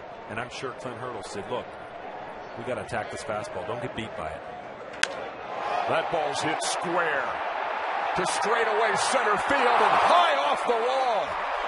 Cruz motors to second, and he's in.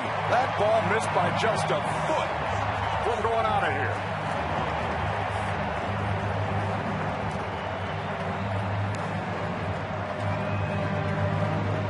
Well, we looked at those pitching matchups. One of the things that Philip Hughes is struggling with in today's ball game, that is the 6th 2-strike hit. So he's had the inability to put hitters away. And that was a line shot just missing going out of the ballpark. That's 2 now. To the right center field wall and the center field wall. 2 doubles for Cruz. My mistake, 10.5 inches. Very good. Here's Kinsler. Last time they were in this situation, he laid down a sacrifice bunt, which Rodriguez fielded. Fouls this one back. Well, Kinsler now in this, very similar to the last time he bunted, he's in half sacrifice mode, half try to get it down to third base and maybe get a base hit. Yeah, if he wants to sacrifice himself, he should. Right. He was trying to move him over to third and get a hit.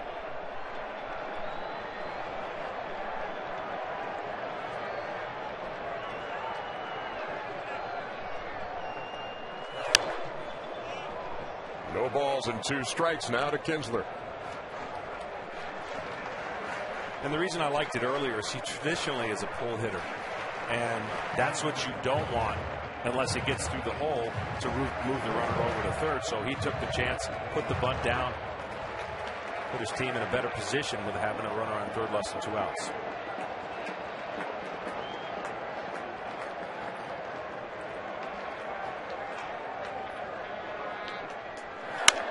To right. Swisher on the move. Can't get there. That ball's off the wall.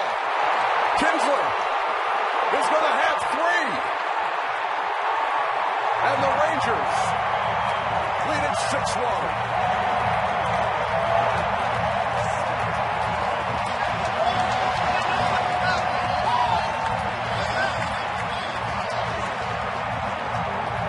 Again, the right-handed hitters have been taking Phil Hughes to right field.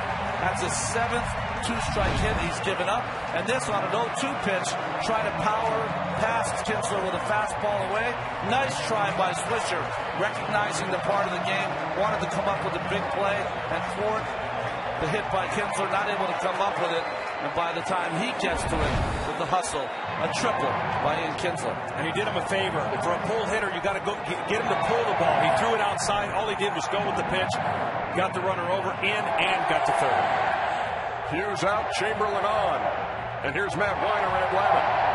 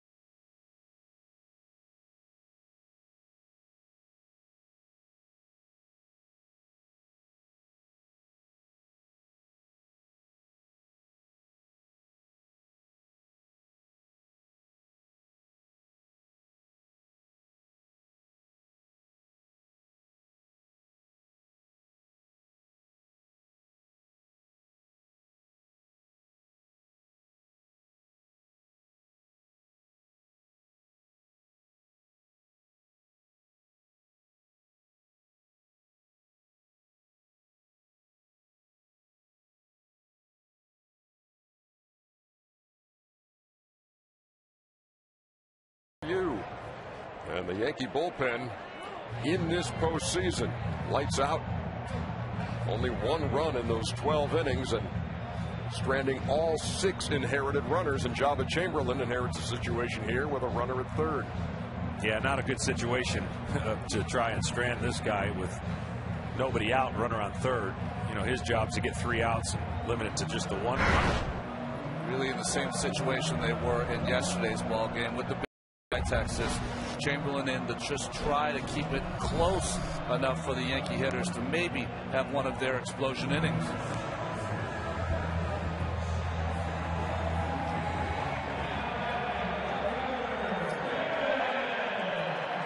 Phil Hughes goes 4+, does not retire a hitter here in the 5th. Had 3 strikeouts, all of those in the first inning. And here's David Murphy.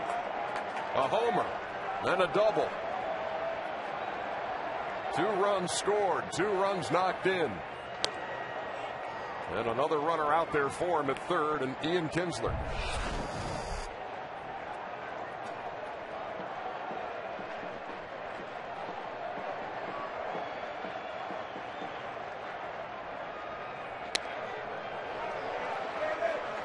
So after not seeing Jabba Chamberlain in the 3 games in the Minnesota series, we see him in the first 2 here against Texas.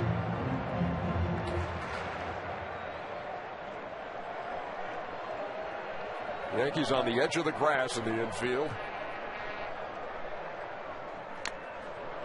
As Kinsler cuts right through it, fouled it off. Well, if you're the Rangers offense and the Rangers team for that matter, you know there's an alarm clock that goes off for the Yankees in the 7th inning on. You're trying to cancel that wake-up call. You're basically trying to save it for game 3 and put this game out of reach. Prove to yourself enough's enough. Ron Washington said before the game, we got to get this no home playoff wins thing behind us. High and away. Because as much as you try to ignore things like that, it just doesn't go away. I think sometimes you have to, it's better to embrace them. You know, hold them close. It'll hold them as a chip on your shoulder.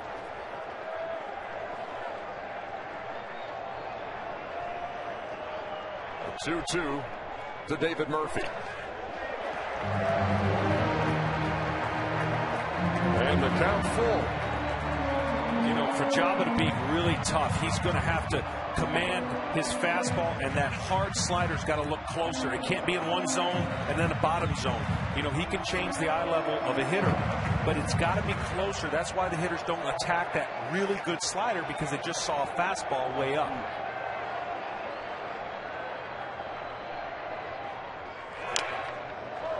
Just did get a piece.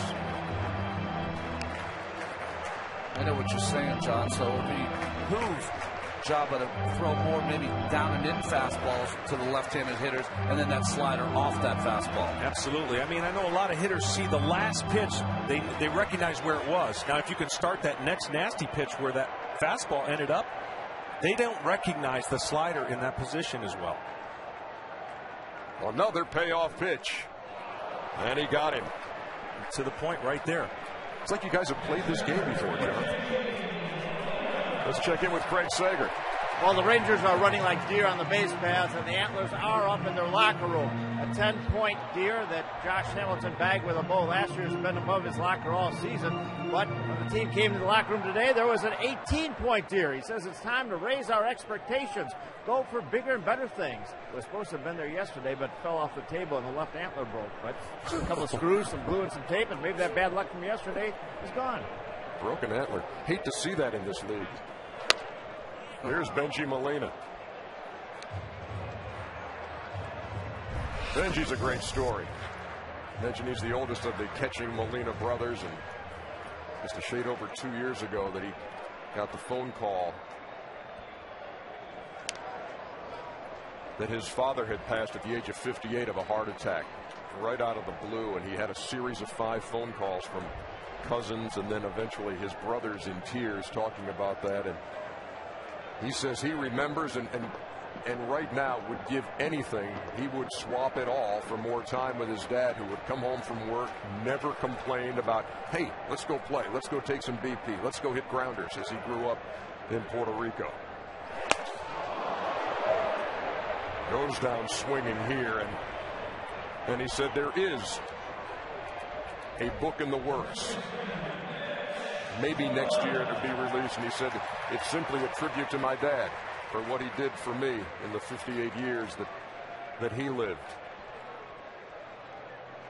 It's a guy, Benji Molina, who his mom even lobbied for him to get a look from scouts, because they would come to Puerto Rico to look at Jose, and they said, hey, my other son, he's hitting 400 as an outfielder, give him a look. The job at Chamberlain getting the job done here as Mitch Moreland steps in. Ian Kinsler still standing out there at third, now with 2 down.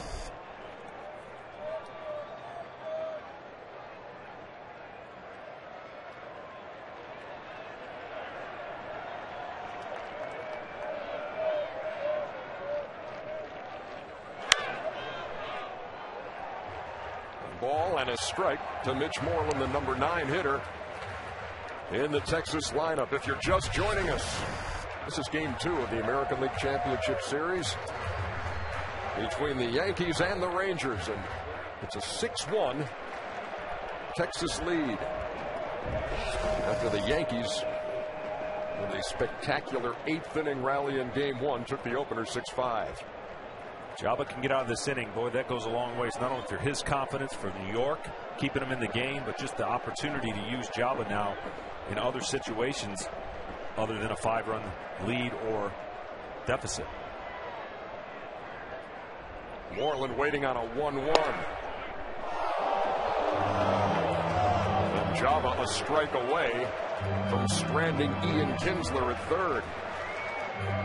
Cruz doubled to start the inning. Kinsler tripled him home to make it 6-1 with nobody out.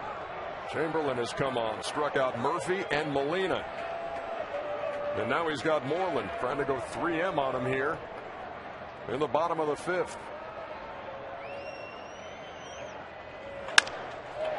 That ball is poked into left field for a base hit, and Kinsler trots home with the 7th run.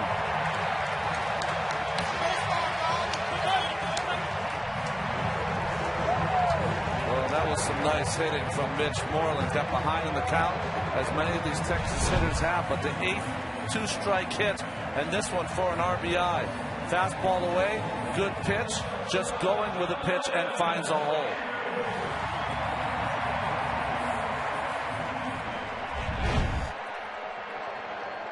So 2 runs in here in the 5th, and the lead is 6. Here's Elvis Andrus.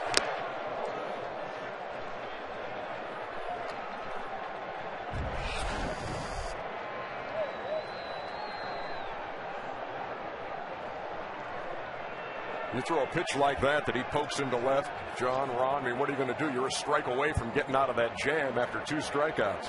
Yeah, there's not much you can do. Obviously, that run's charged to Phil Hughes, but Jabba has looked good. He's thrown the ball extremely well. It's a defensive swing that just found the hole.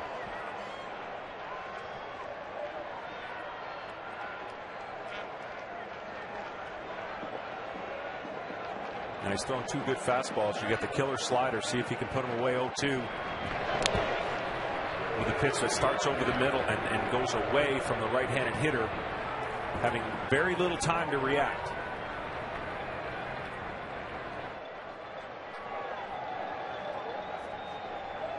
Andrus is 2 out of 3.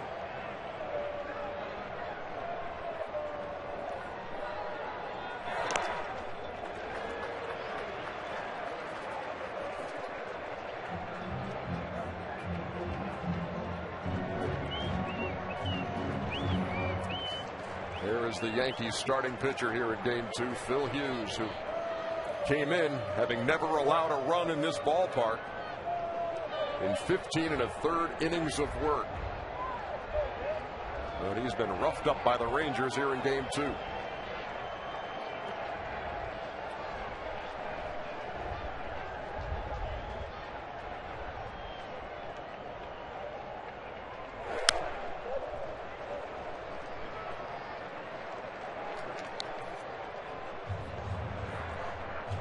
They've been doing a nice job. 8 2-strike hits. When they get 2 strikes, they've fouled off a lot of pitches. I think the one thing that you haven't seen from either Hughes or Jabba, and it's hard, Jabba's just got in there, not a lot of pitches inside to the right-handers so far in this game for strikes. So they've been able to foul off that good pitch on the outside corner.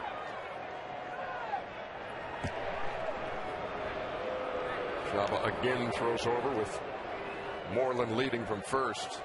He threw over many times last night, and in talking to Joe Girardi, it's more of a nervous thing for Jabba. When he's not sure what he wants to throw, he throws over to first.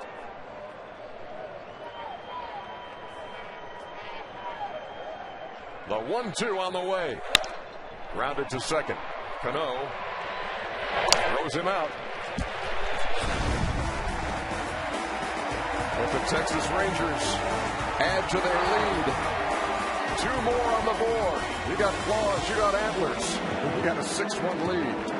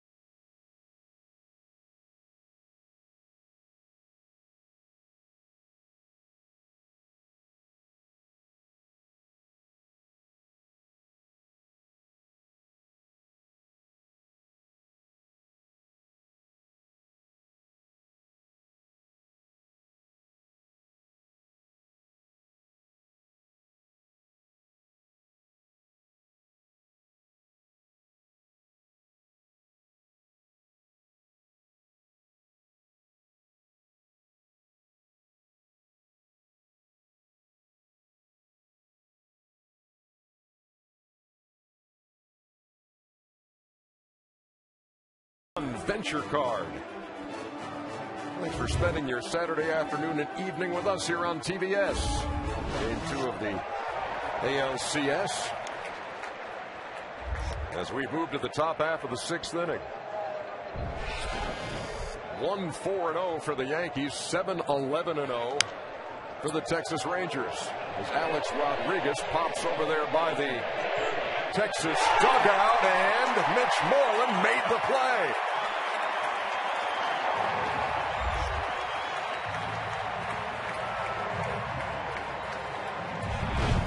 Great job by Moreland. Got an RBI in the last half, and here gets all the way and just gets that like a snow cone on the end of the glove. If you're a starting pitcher, those kinds of outs are the ones you go, maybe it's my day today.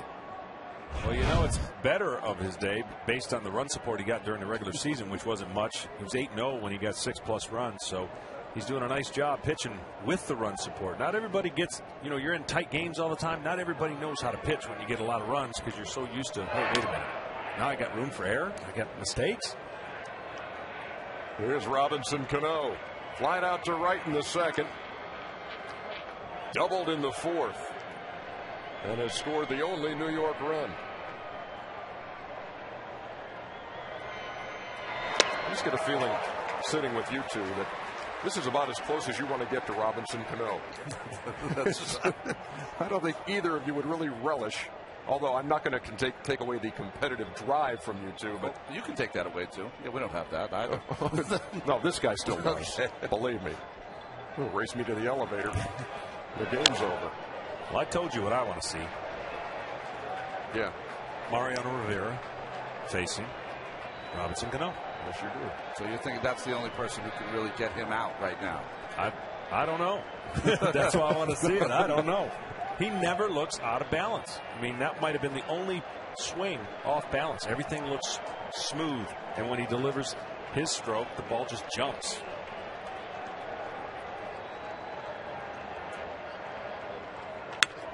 That ball's hit to right, and it's deep, and forget about it. Robinson Cano with an absolute bomb into the upper deck.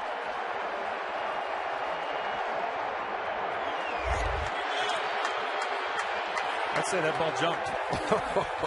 What is that thing you say, John, after a while you got to get called up to the next league? Cano might be there. He's there.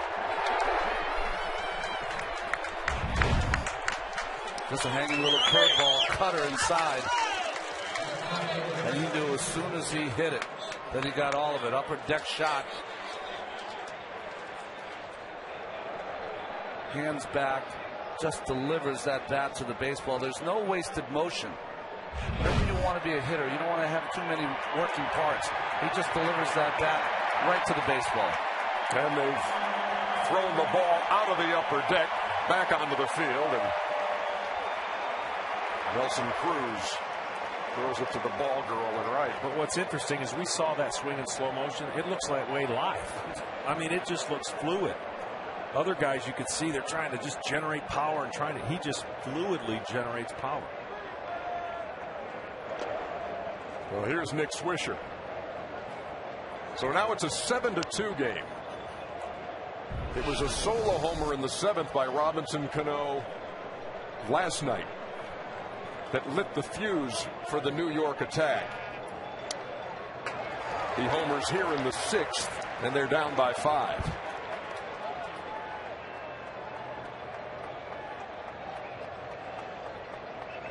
A 1-1 to Swisher. John, you spent a lot of time in that bullpen. You think some of those heart rates in the Texas bullpen are starting to thump a little bit? They might be, but if I'm anybody down there, I want, you're going to pitch. Yeah. And I want the opportunity to go right back, as they say, get back on the saddle and just prove that it was just a fluke. Yeah. Pop foul over there by the line. And just out of reach. I mean, one of the things that, a resume or a characteristic of a bullpen guy is, some say, you got to be a little crazy. You know what you got to have? No memory. Yeah, it's got to be like, what? What happened yesterday? You're paid to forget. Eck was one of the best closers in the history of the game. It only takes one thing that people talk about. He did so many great things as a closer. You have to block out. You got to know that you're only going to be noticed when one thing goes wrong. The 2-2 to Nick Swisher. And everyone will tell you, you only want to be interviewed 2 to 3 times a year. Because that means you've blown 2 or 3. They're not going to talk to you when you close a game or save a game. That's supposed to happen. See Tommy Hunter. Clay Rapata is the left-hander. Came on and threw 1 pitch last night, as did Darren O'Day.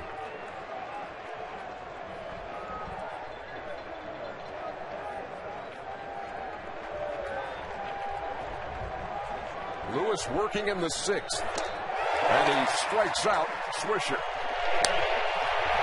With the put out, 2-3. Sports fans, listen to what Cal Ripken, Howie Long, and some of the biggest names in sports have to say about today's hot topics in sports. Check out Behind the Mic, presented by Allstate, exclusively on SI.com.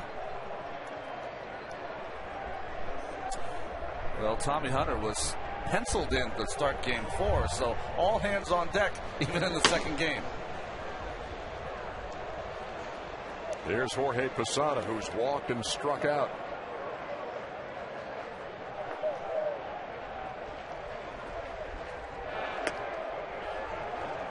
When Colby Lewis made his start in the first series against Tampa Bay, he worked into the 6th, was lifted after, or pulled after he walked Evan Longoria to lead off the 6th.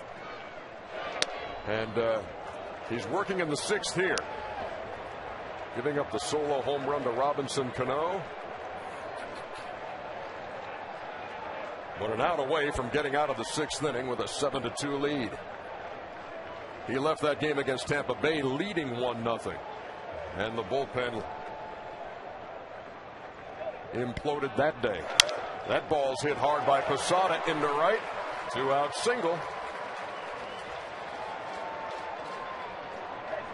You know what happens early in the game, you can get away with, Ron, some bad location because your stuff's better, but the later the game goes, it's real estate time. Location, location, location, and you have to make sure your breaking ball, which is going to have a little less revolution, and your fastball is going to have a little less. Those are the late innings situations you've got to be better in those locations, and he's been beat only in this inning because he's made some bad pitches in spots where the left-handers love it. I know there's 2 outs here, and Mike Maddox is going out to talk to Colby Lewis. To me, this is a crucial part of the game. Even though it's 7-2, Lance Berkman has had great at-bats in his first 2 at-bats against Lewis. You got the left-hander out there. You can switch him around. Now, Marcus Temps will probably hit for Berkman, but his numbers are almost a 100-point difference from the left side to the right side. Well, this is a good stall job right now. The umpire is going to scoot the guys off the mound, and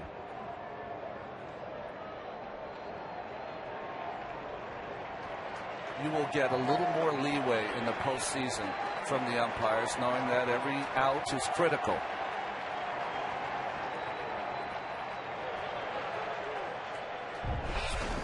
So here is Lance Berkman.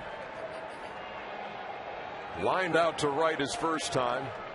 Singled in the 4th, knocked in a run. Took that wide turn at first and got hung up between first and second for the final out of that inning.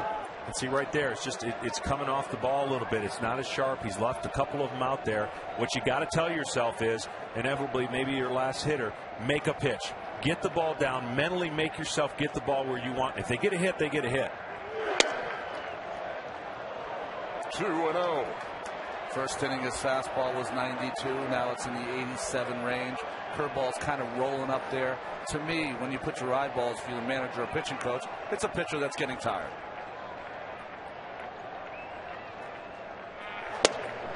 There's a strike. 2 balls and 1 strike. Posada at first and Berkman at the plate. 1 run in on a mammoth solo homer by Robinson Cano. And here comes pitch number 101.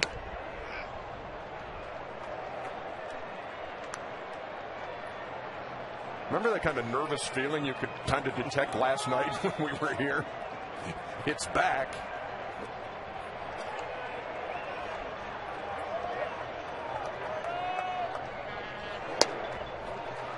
First and second with 2 out.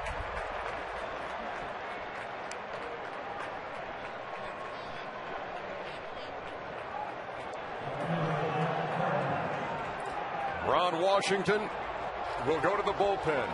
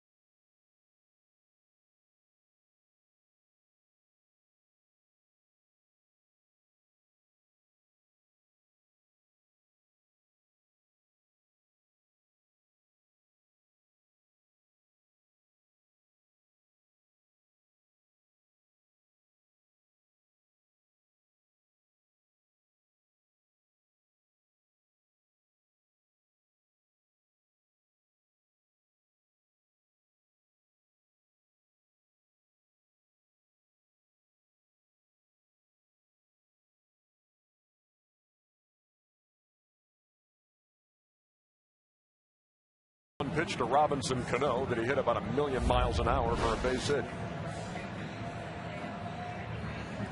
Well, the only thing here is, Ron, you give up the speed for a guy who potentially could hit a 3-run homer.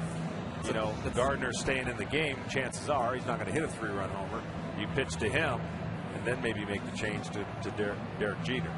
Yeah, tough matchup here for Rapata. Throws it from the side, has a little bit of gentle sink to his ball. Kind of a left-handed specialist and facing a guy who has eaten up left-handers all season long. So Marcus Timms, pinch hitting here in the 6th.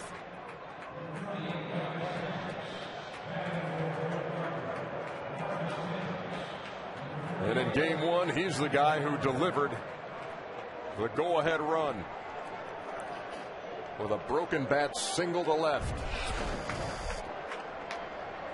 He bats now with 2 on, 2 out in a 7-2 game in the 6th.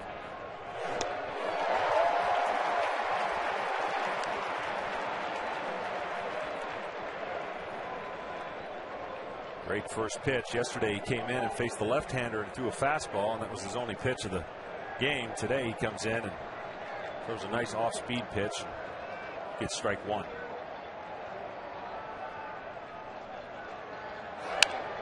And quickly ahead 0-2.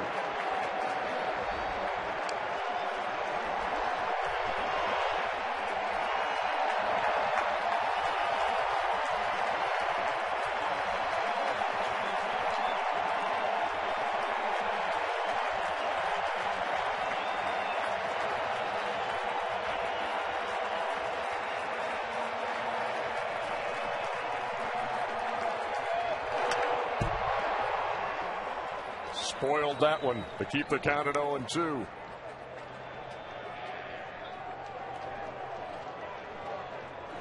Tim spent a little time in Texas. Traded for Ruben Sierra in 2003 and homered once in 73 at bats.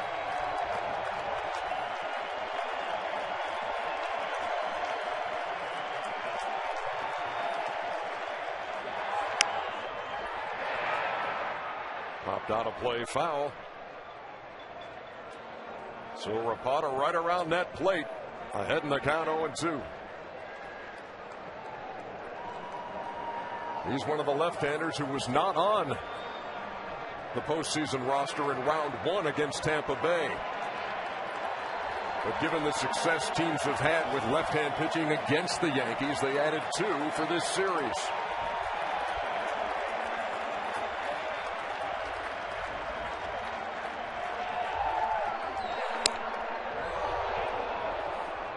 The problem is the Rapata against right-handed hitters, they're 5 for 13 and 385 average.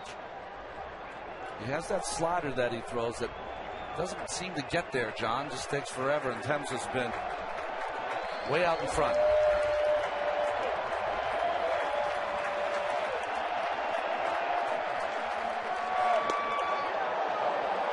Now the problem is, the more you see of it as a hitter, the better you're able to, from that angle, locate and get your timing down. He threw, I thought, a couple good fastballs that should have beat Timms, but he was able to foul them off and still looking for that slider. Now 2-2.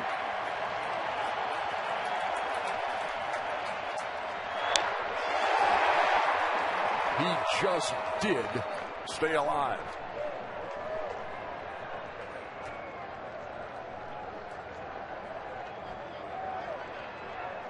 I mean, the gutsy pitch here, but it's so difficult for a sidearmers to backdoor that one and get a freezer, you know, on the outside corner.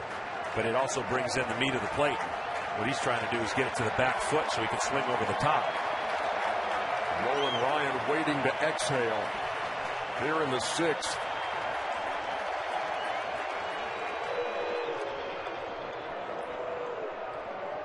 So vital that you're on the same page, especially on a stage like this. Well, this is why you have the veteran catcher. It's almost like he's massaging Rapata through this at bat.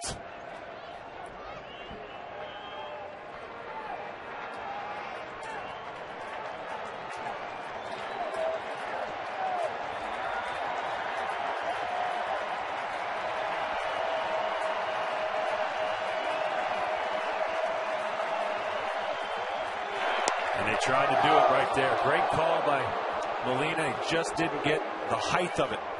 But to backdoor it would have been a freeze. He would have had no chance. And you can see Thames gave up on it, but the ball did not keep its height in the strike zone. From 0-2, the count now full. Runners will leave from first and second.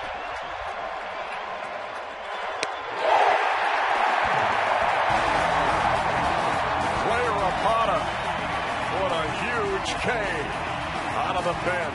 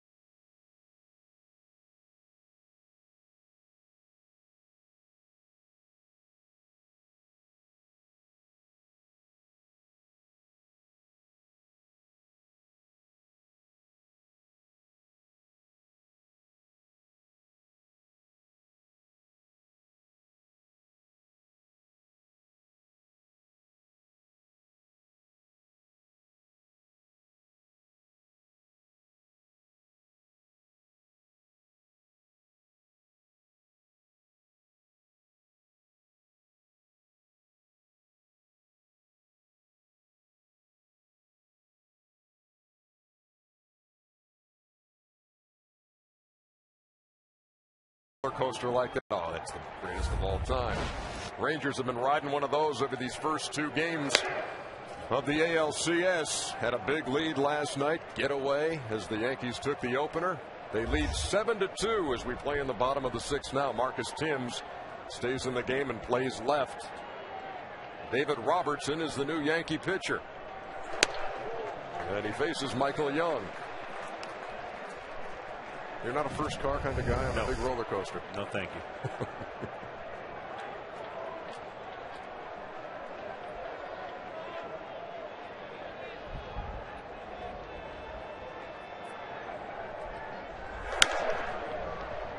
Fouled out of play along the right side. I liked roller coasters for a while, but then developed a little vertigo late in my career with the 5 and 6 ERAs I was sporting. So since then, do not get in a roller coaster. The self-deprecating stylings of Ron Darling here on display in the 6th inning, game 2 of the ALCS. That ball hit by Young to the gap in left center field. Curtis Granderson calls, and Timms backs off. That's one down.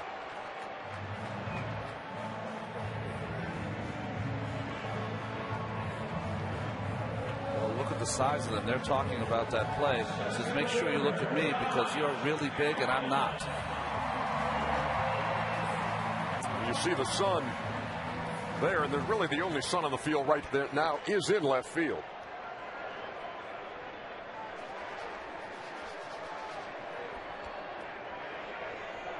Here's Josh Hamilton.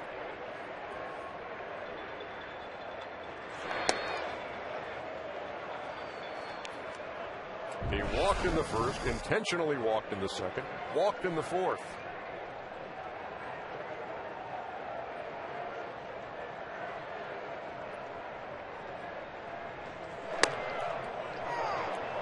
A ball and a strike.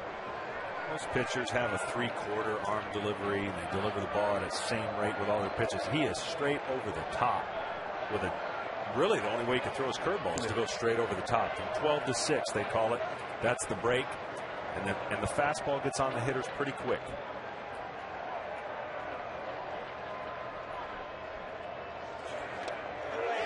Tried to check on the 1-1, but couldn't. Ball and 2 strikes. Josh Hamilton leading baseball in hitting this year. We take a look at the hit chart and where they go. Well, the tough part about this reason you hit 359 is that you can hit the ball to all fields, 60 hits to left field, and that's why when the defenses play against Josh, you'll see the center fielders have to shade him almost a little to left field. That's how much power he's got to all fields. Those numbers in parentheses also the number or where they've gone in the postseason for his 3 hits. 1 to center and 2 to right, including a bullet over the wall last night in the first inning when he hit a 3-run shot. He got away with a hanger right there. To get Josh Hamilton out, you've got to start this curveball at the knees. It must bounce. You've already seen him check his swing. In the previous series, swung at a lot of those pitches, trying to go get him with his hands. Right there, that ball could have been over the fence.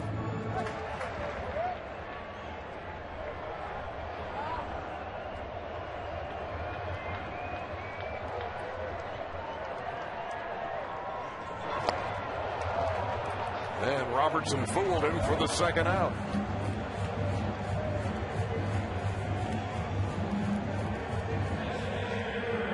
Well, interesting. You've seen on Cliff Lee's hat that he keeps some of the rosin so he can get a better grip.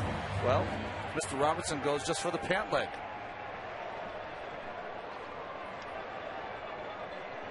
What were your tricks, John? Tricks? Yeah. I didn't have any tricks. You ever see his slider? He didn't need any tricks. Never had anything on the uni. Never had anything to. No. Bullfrog sunscreen when I had to protect the dome. That's what I'm talking about. I'm asking you. Yeah, bullfrog. Bullfrog Sunscreen. Protect the skin and. You're multitasking. Guerrero reaches out and pokes a single to left.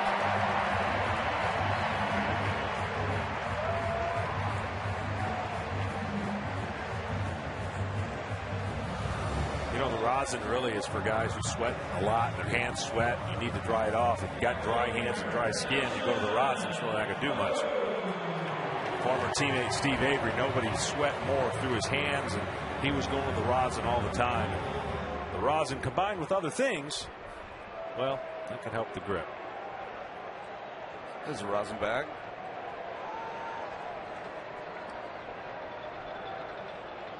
Here's Nelson Cruz.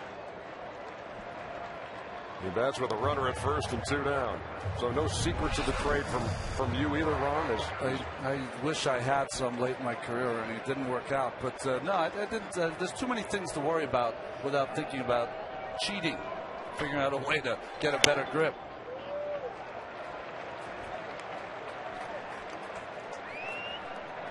A lot of talking with Molina.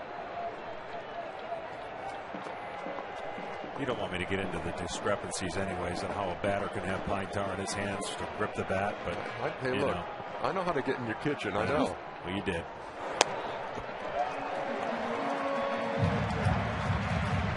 Three balls and no strikes to Nelly Cruz.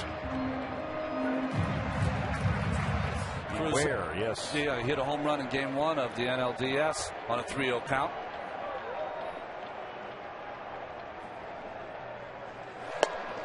Green light there, too. 3 balls and a strike.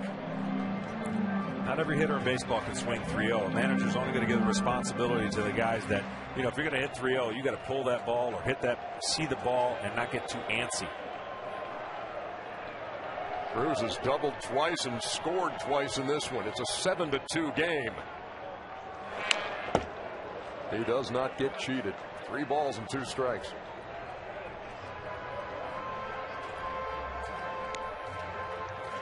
Just missed hitting 2 more home runs today on his doubles. He has 3 in the postseason. And Murphy's home run. Texas Rangers have at least 1 home run in 7 postseason games now.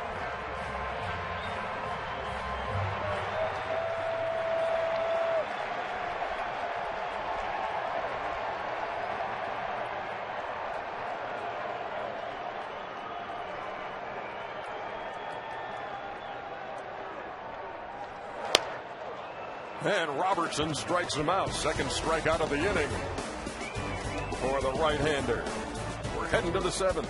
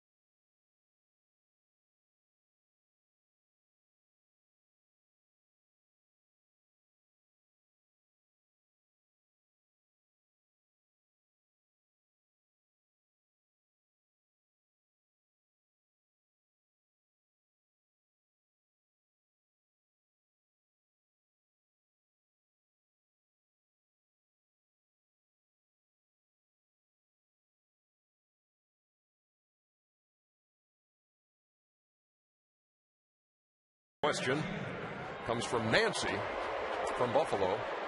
How would the Yankees lineup do against Mariano Rivera? And you've touched on this to a degree, John, talking about how you'd like to see Robinson Cano face him. But how would Mo do against the Yankees as a whole? 3 hits, 3 strikeouts, and 3 broken bats. That's all 9 guys. It's almost like you were ready for that question. Almost. Derek Jeter leads it off against the third Texas pitcher, Alexi Ogando. We do appreciate everybody writing into the mailbag. It's getting very heavy, having to require Ron to tote that thing around from city to city. Quite taxing.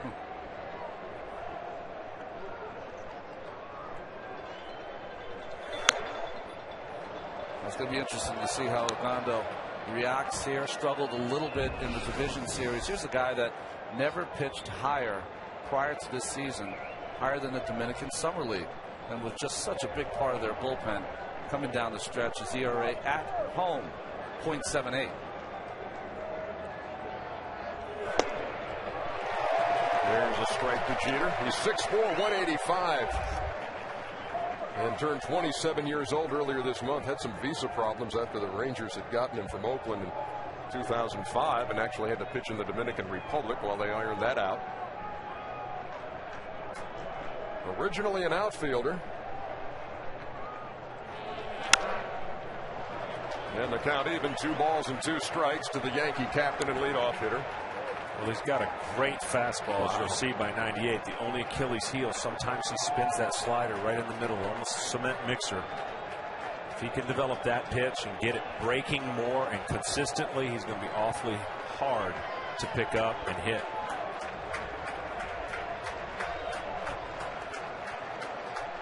Jeter 1 out of 3, a couple of strikeouts and an infield hit.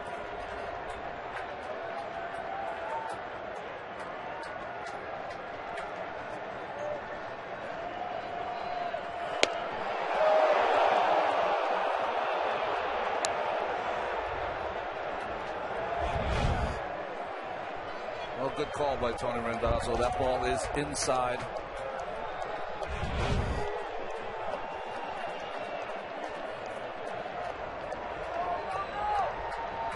Well, the Rangers used 5 pitchers last night. Ogando was not one of them.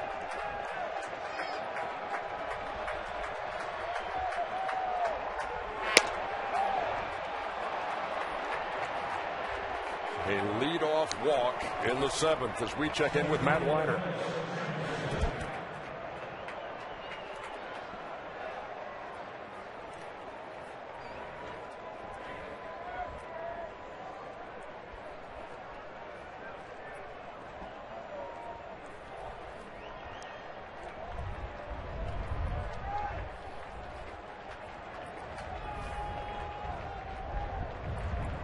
Thank you, Matt. Looking forward to seeing Matt and Cal and Eck and Boomer all on site at Yankee Stadium as they bring you the pre- and post-game shows. So that means they're going to be there? Help me out. What is that? What kind of question is that? You heard him say they'll be there. You heard me say I look forward to seeing them.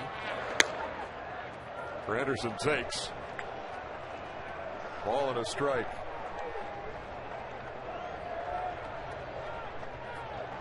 7-2. 7th inning. And you see what the Yankees have done from the 7th inning on.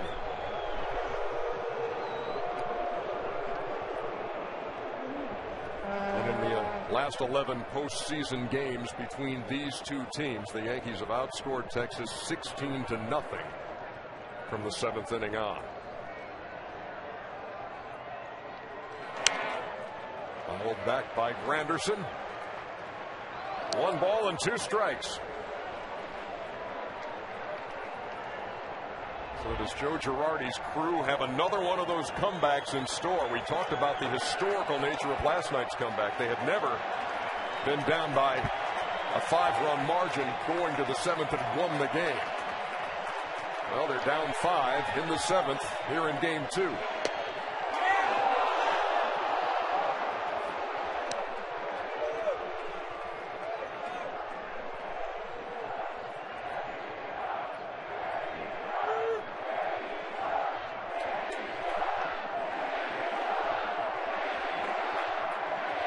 Granderson waiting on a 2-2 from Ogando. And he pops him up. Michael Young. One down.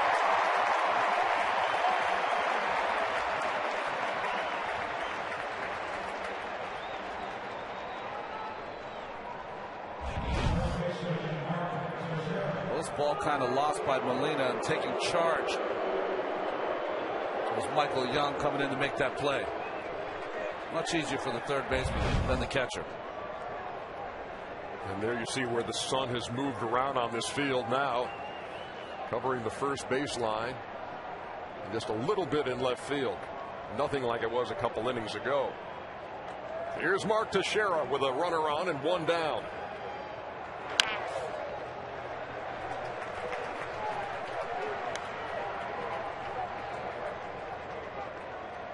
Be a little bit careful here. I mean, you know he's got a great fastball. He's pumping him in there. Here's the guy that can turn your fastball around. At some point, you got to show the hitter something other than just heaters.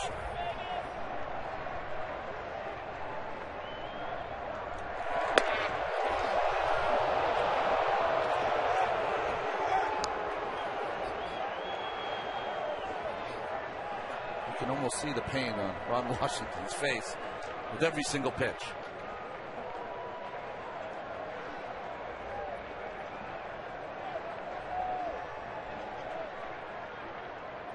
Teixeira now 4 for 20 in the postseason. And he's behind in the count, a ball and 2 strikes. Derek Jeter led off the inning with a walk against Alexi Ogando. Curtis Granderson popped up.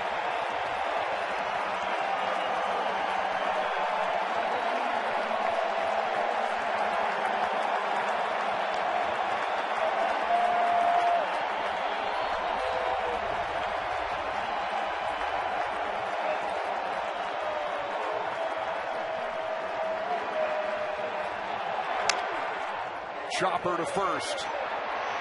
There's a force. Well, Teixeira at first on the fielder's choice. Moreland fielded and calmly got the lead runner.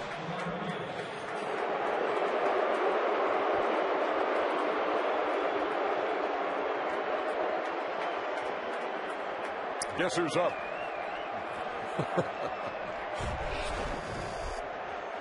There's boos, and then there's boos.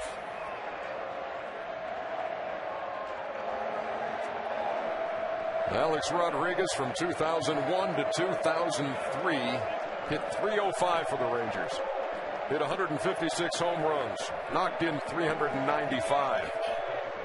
And his career high of 57 home runs came in the Rangers uniform in 2002.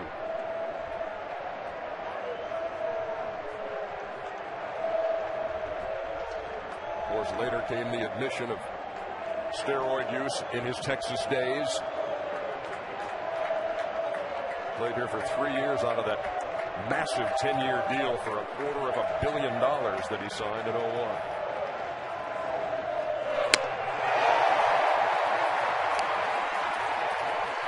Couldn't catch up to the 97 from Ogando. 0-1.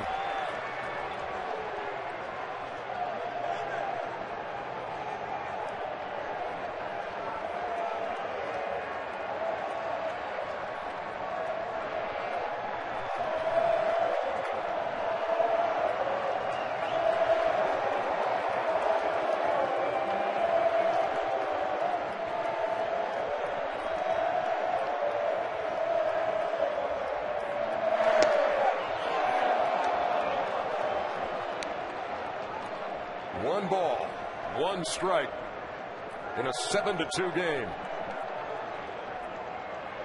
The Yankees with a runner on and 2 down.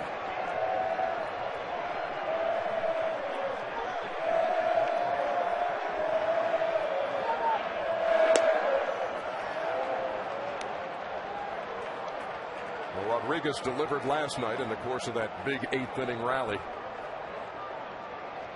Hit an absolute bullet past Michael Young at third.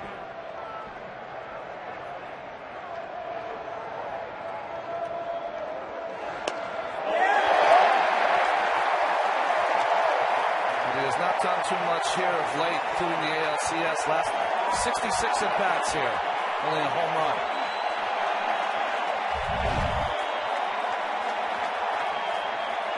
Good fastball inside. Even though he didn't get the call on the slider, he at least changed the fastball streak that he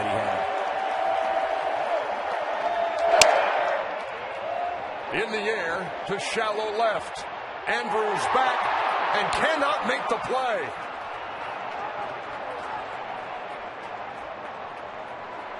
Runners are at first and second.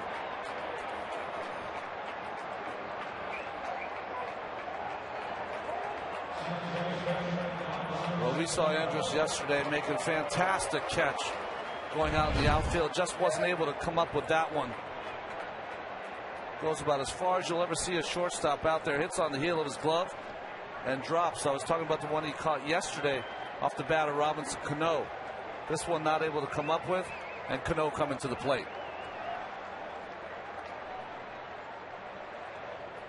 So Rodriguez at first, Teixeira at second. Can the Yankees take advantage of that?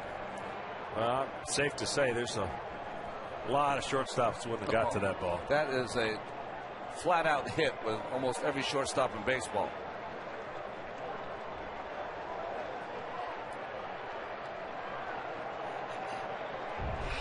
Cano is 2 out of 3. Double in the fourth and scored a run. Homered in the sixth on a ball that just landed moments ago.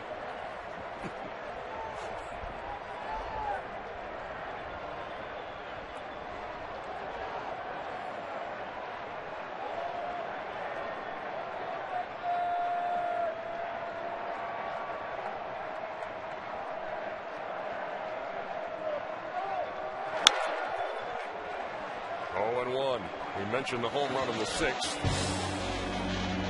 Get out your tape measures, please. I'm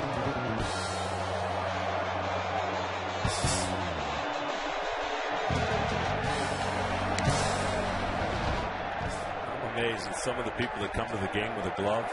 No way would you think you're going to get a ball right there, and he caught it.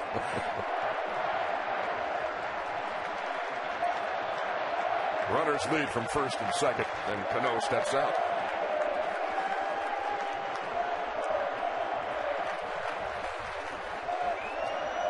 Gives you some perspective on where that home run traveled.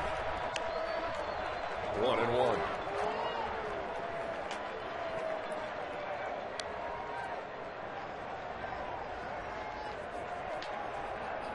Cano hit .341 on the road this year. That was the best in the American League, and only Joey Votto, a guy who's in the National League MVP conversation, was better at .349. 2 out of 3 today and hitting in a big spot here in the seventh.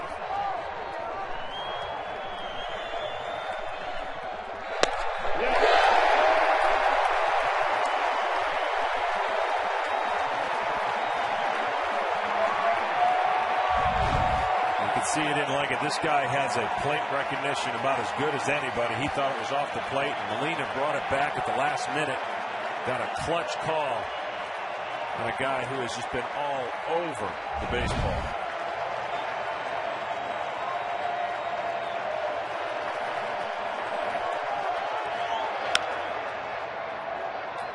Count remains a ball and 2 strikes. Rangers have been a strike away in this inning from getting out unscathed and maintaining that 5-run cushion.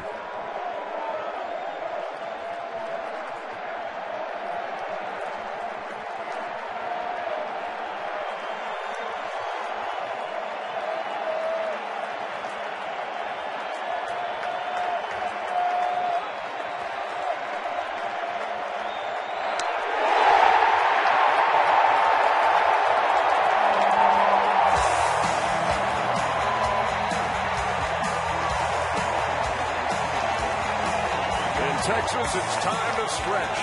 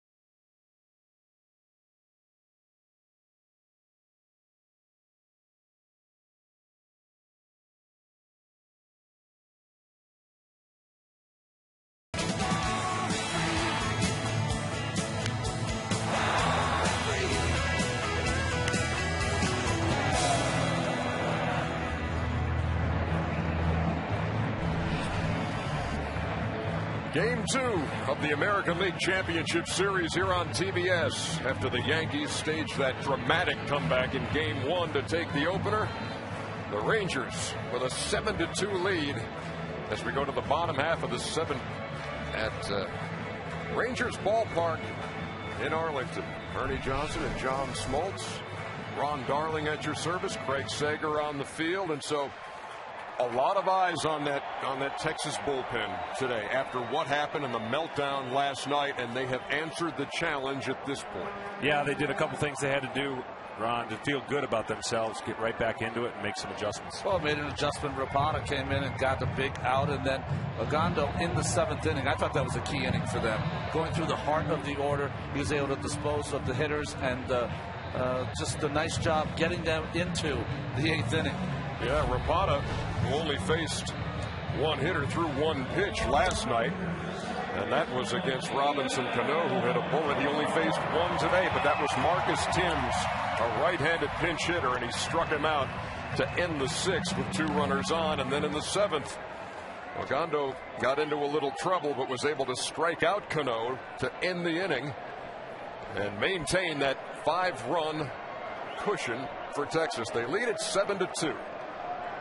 And they look to add on here in the bottom half with Ian Kinsler set to lead off against David Robertson.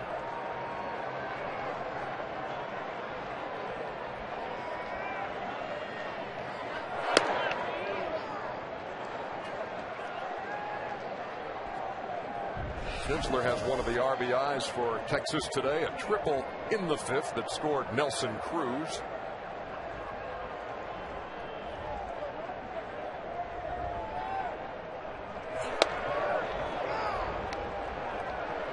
Robertson right away has him in an 0-2 hole. That reaction by Kinsler, took 2 fastballs right down the middle, almost like he was looking for something else.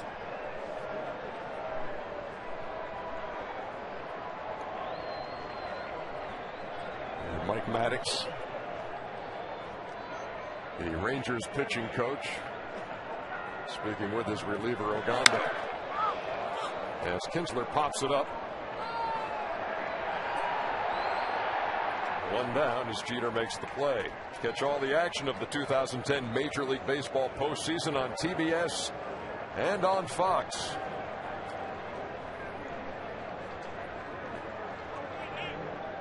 Joe Girardi is making his way to the mound, and he will make a pitching change.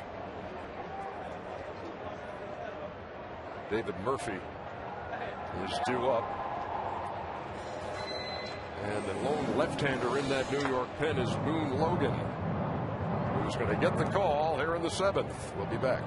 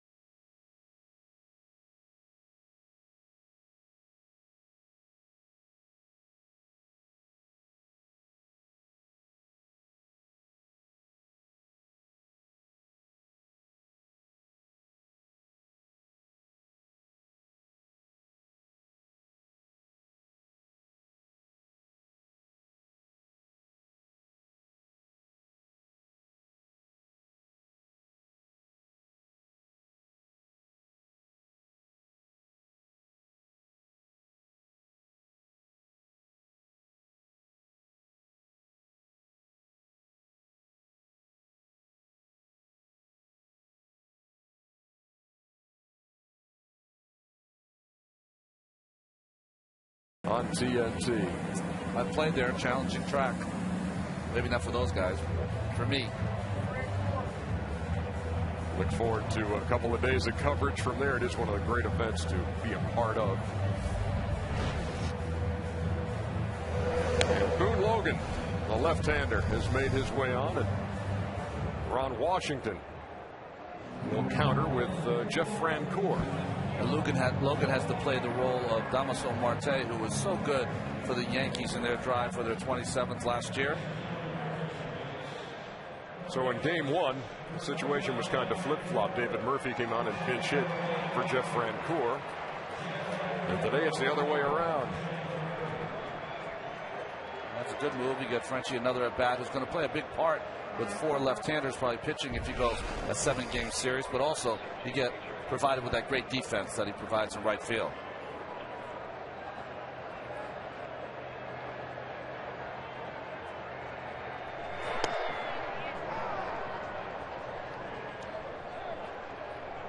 Sun shining now right in the face of the Yankees left-handed reliever.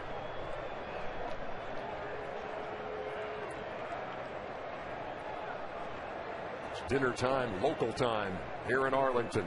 10 minutes after 6 as Francoeur gets a hold of one to left center. But Granderson has room.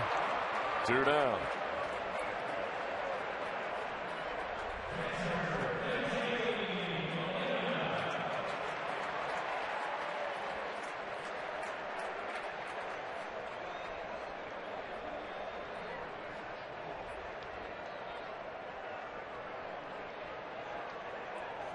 Here's Benji Molina. He's knocked in a run today. Had a double in the 3rd. Also flied out and struck out.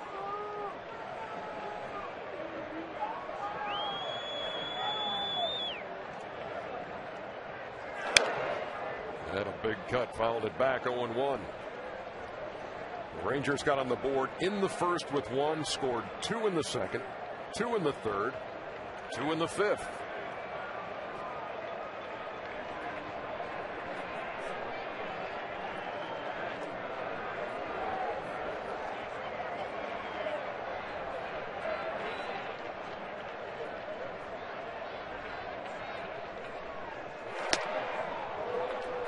Behind 0-2. Benji Jose and Yadier Molina, the catching brother act, and all with world championship rings. Oh, to have them in your neighborhood growing up if you're a pitcher. Man, I couldn't find anybody to throw to back then. Count stays 0-2. Had to be a shock to his system when he's in San Francisco and he's established there as the catcher, and Buster Posey comes up and it made such an impact early, made him expendable. Now both of those guys in the postseason. Among the 4 teams left playing.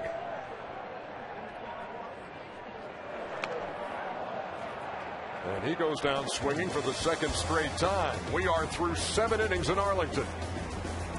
It's a 7-2 game.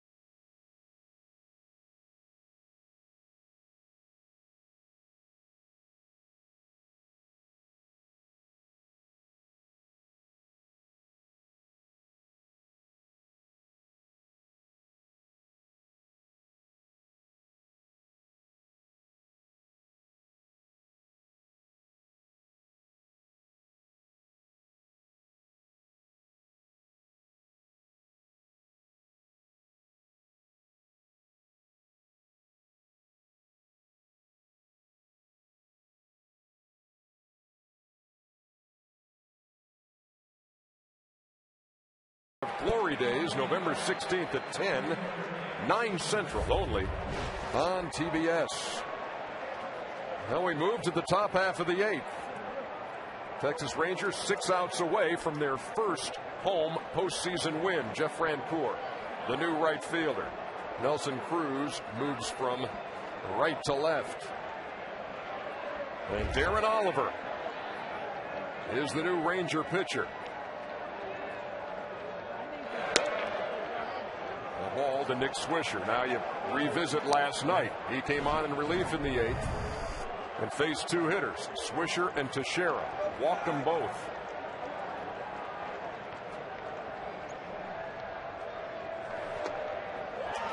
It's almost like tempting fate again. Putting Oliver out there to face Swisher. He has been their 8th inning man all year long after Francisco went down. Ron Washington said he's going to stay with him. He's ahead. A ball and 2 strikes. I mean, if this works out for the Rangers today for their bullpen, it's a feel-good trip to New York, that's for sure. That the last memory you have is not of the 2 guys I walked in game 1, but of an effective job in holding a lead. That's what's at stake here in a series that stands 1-0. Rangers trying to even things up. Swisher went down to a knee in staying alive, 1-2.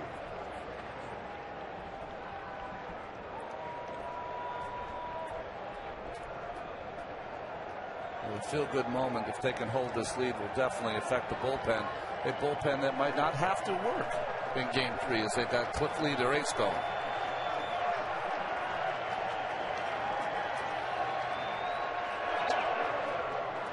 Two and 2. Strange, too. It's one of these situations in which you look at a best of 7 and people are looking at both and saying, you know what? What they need out of that is a split. The road team needs a split, and the home team needs a split, simply because of the way the starting pitching lines up. 3 balls and 2 strikes. The thinking in some minds being that if the Rangers go to New York 1-1, Cliff Lee pitching in game 3, if he's Cliff Lee, then you know you're coming back to your ballpark in the series. But the conventional wisdom always being, if you're the team that opens on the road, get that split, and you feel good about yourself going home. Seen this movie before, have we not? We check in with Craig Sager.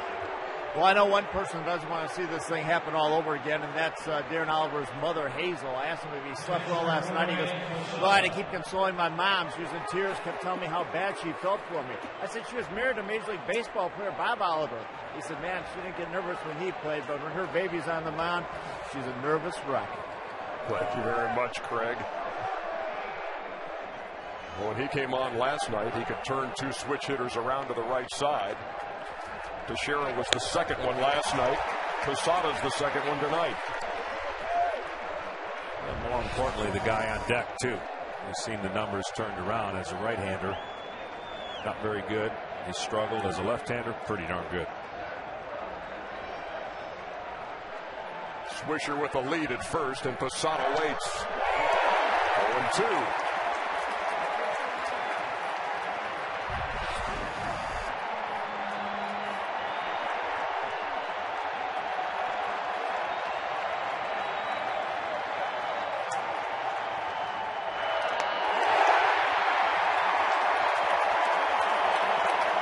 That's what Darren Oliver's been waiting to hear for 2 games. One down. That might be the biggest strikeout Darren Oliver's ever gotten in his career. Well, you know what's amazing about this game and at this time, it doesn't matter how many innings and how many years you play, there are such things as big outs and big moments to prove to yourself, okay, let's just reset all this. And that was one of them. You know, he 3 walks in a row. Probably hadn't done that too often in back-to-back appearances. His 3rd time around with the Texas Rangers in a 17-year career. He's 40 years old, and he faces Lance Berkman now. Berkman, the DH today. was hitting left-handed against the right-handed starter, Colby Lewis. Singled and knocked in a run in the fourth.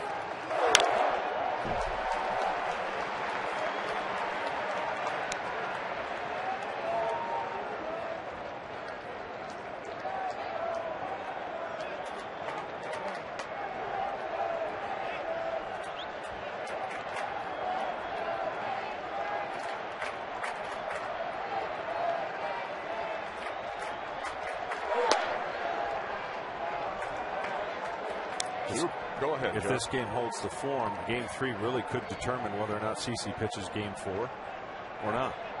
Chances are, if the Yankees are up 2-1, he won't. But if they're down 2-1, you've got to be awfully pressed to think that Joe would be inclined to go that way. Grounded on the right side. Great stop and throws him out. Boy, Ian Kinsler. That was top drawer stuff right there, as Berkman went the other way. Well, he was shaded, Berkman, up the middle and really had to fight to get over to get to that baseball. Landed awkwardly on his hip, but still able to make that play. Really caught that ball behind him. Huge out for the Rangers.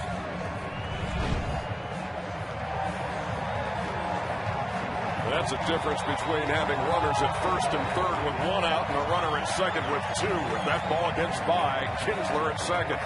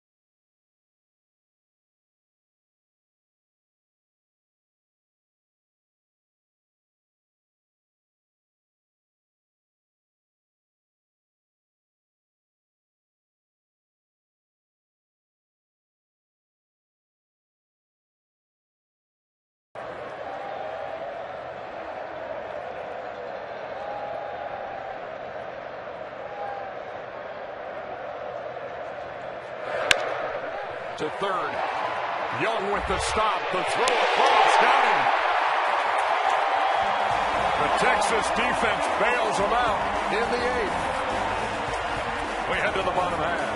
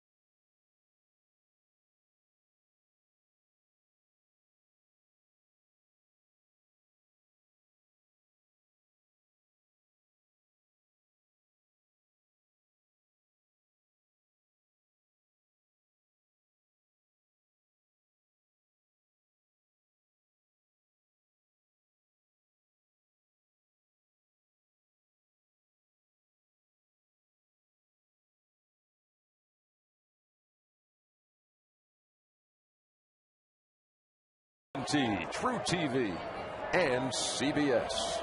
I already know who's going to win that. Right now? Oh, yes. Piece of cake. Wow. Layup. Yep. I'm just thinking Michigan State might be in that equation for you, John. You got that right, baby. Mitch Moreland leading it off in the 8th, baby. And he fouls it off. 0-1.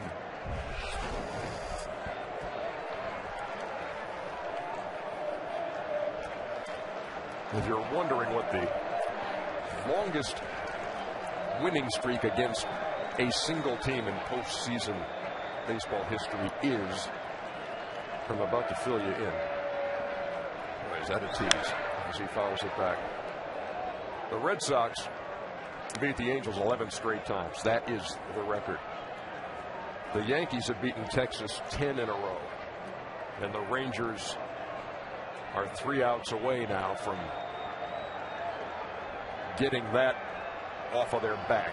Something that Ron Washington said, "Now let's get rid of that. Let's get rid of that. Hey, when are you going to win your first home game in the postseason?" All of that stuff.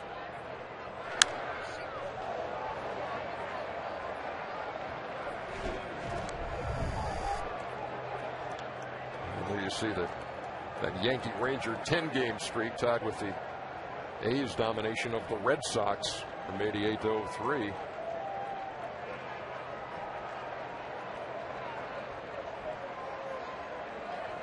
Moreland's had a couple of hits. He's scored a run.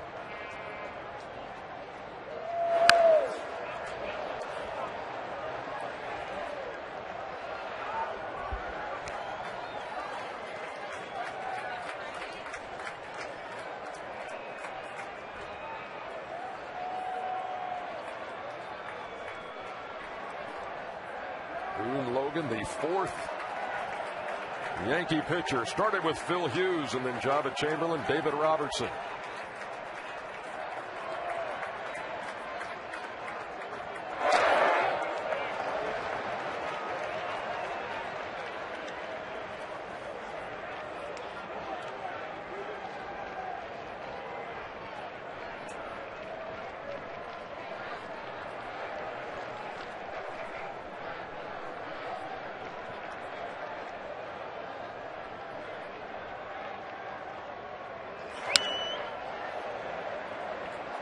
Moreland providing souvenir after souvenir here in the 8th. Well, a theme for these Texas hitters all afternoon has been their ability to fight in the count when they have 2 strikes on them. Fouling off difficult pitches, just taking great at-bats. 9 2-strike hits this afternoon.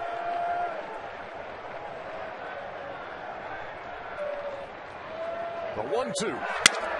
Ball's hit hard, but fouled on the right side.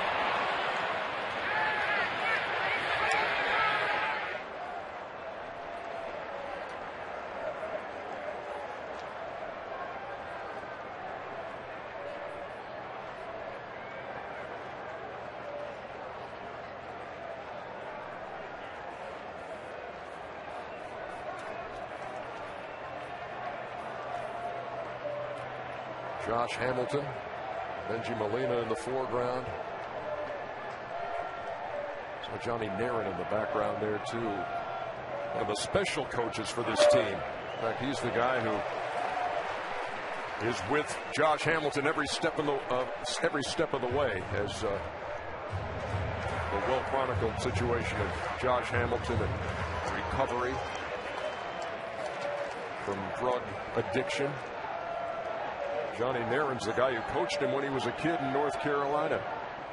When he made his comeback to the big leagues, Cincinnati Reds hired him to be his accountability partner. And as he made the transition from Cincinnati to Texas, Johnny Narin made it too. Great responsibility and obviously great work by Johnny Narin. And a great story all the way around from the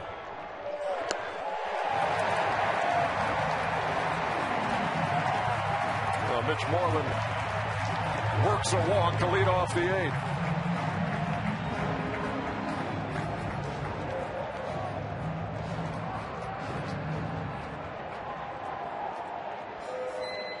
Hitting of the gray shirts on the mound as Joe Girardi will make another pitching change here in the 8th. And we'll be back to Arlington right after this.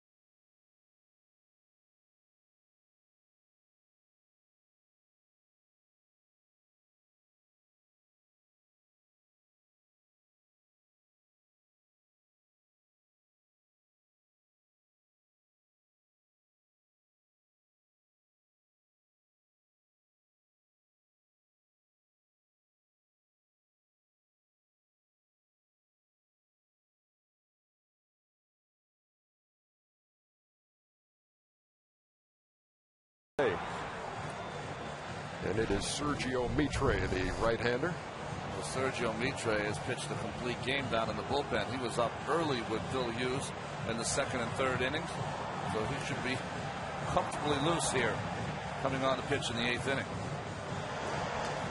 He's going to face the energizer of this Texas lineup, the leadoff hitter Elvis Andrews, and got it going early in this one today, guys, in the 1st inning. Well, he almost like he put the team on his shoulders early in the game, danced on that wild pitch, stole 3rd base, and there on the double steal with Hamilton, picks his time, and with that great speed, scores the game's first run. That aggressiveness was a nice thing to see from Elvis early in this ball game. I thought it was huge for the Rangers to come out and say, okay, we made some aggressive mistakes, but we're not going to stop being aggressive, and they came right out and set the tone for the game. I'm almost afraid to ask if you have kept an actual count of the antler plays in this game, or if you have. I have. I need one more. We need one more for the 5 that I told you were going to happen. All right. Andrews bats with 1 down, or with nobody out, and a man on here in the 8th. I definitely don't want to get you on a technicality, so I'm going to wait for one more. I really appreciate that.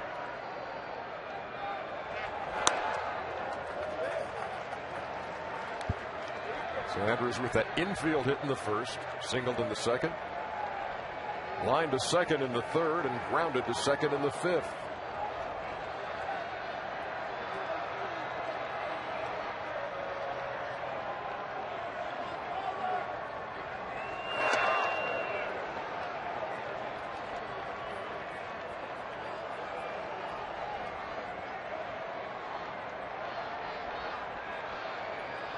Andrews came up in the Atlanta Braves organization, came over in the Mark Teixeira trade. They got him, and they got the guy you're going to likely see in the 9th inning, Neftali Feliz.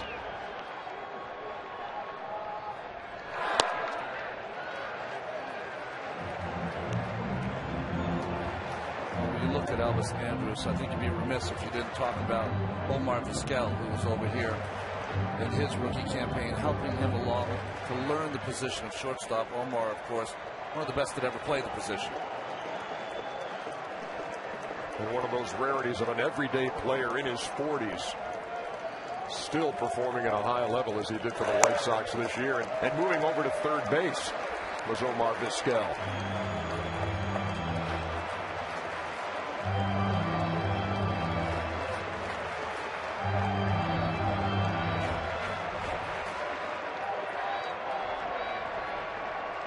Mitre's fallen behind 3-1 to his first hitter. And there are Rangers at 1st and 2nd, both via the walk.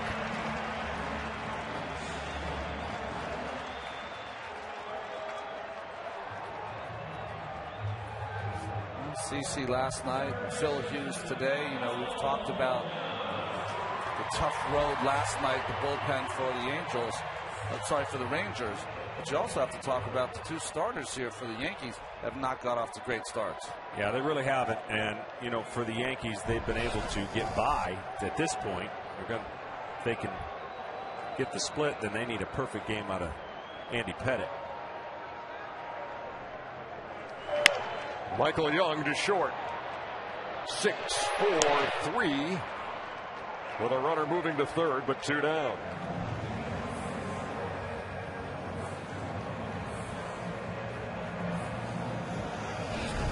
So Cliff Lee gets the ball against Andy Pettitte at Yankee Stadium in Game 3 Monday night here on TBS. A lot of credentials there, a lot of experience, and a lot of success.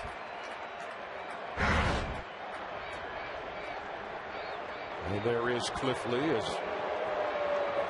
Josh Hamilton will receive his second free pass of the day.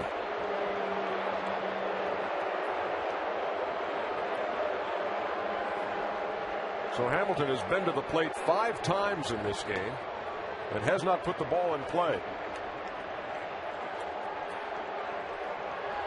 2 walks, 2 intentional, and a strikeout.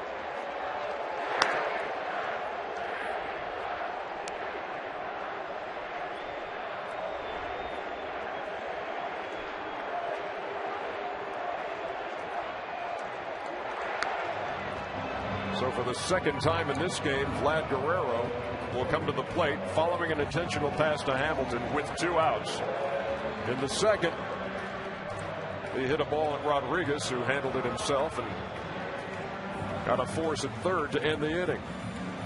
This is a pretty good matchup, though, for Vladimir Guerrero, because Sergio Mitre is a sinker ball pitcher, likes to pitch down in the strike zone. And that's sort of where the strength of Vladimir is.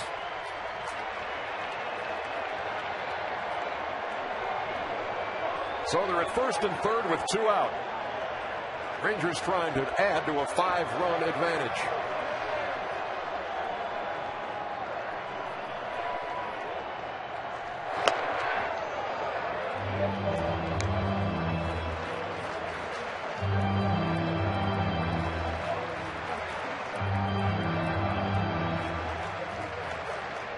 Guerrero's 1 out of 4, singled in the 6th.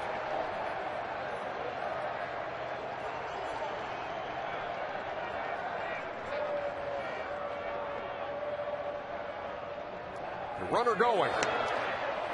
And this time they do not throw through. Where was that in the first? More importantly, that's the 5th one. It's the 5th antler. More importantly, that's the 5th antler, he says, as Hamilton swipes the bag. You're not going to have to talk. Runners at second and third now.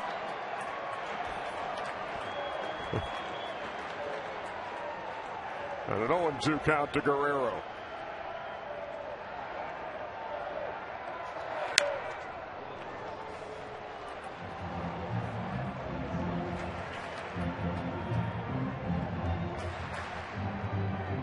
Seven runs on 12 hits.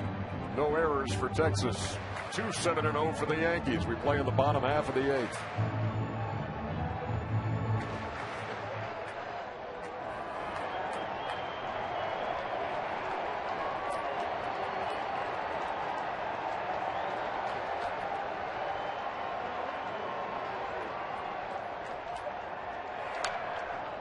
Just did stay alive again. It stays 0-2.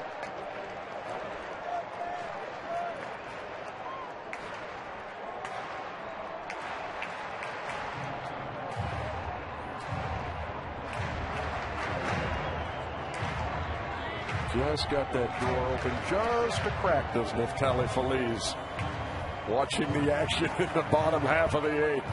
Can't wait to come in. This is, give me my cue. I'm ready.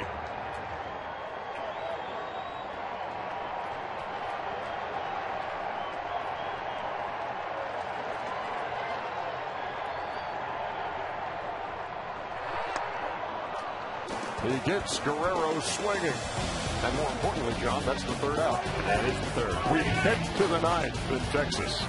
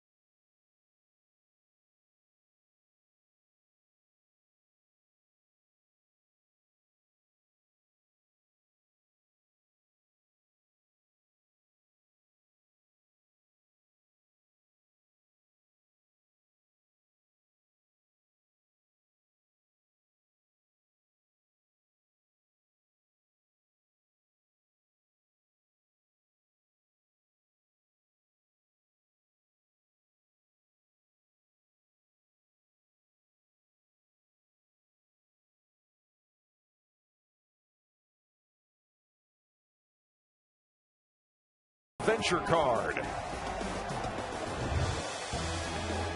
7-2 as we head to the ninth. Rangers 3 outs away from evening the series at a game apiece. And Neftali Feliz is on to face the top of the New York order. Derek Jeter takes a strike.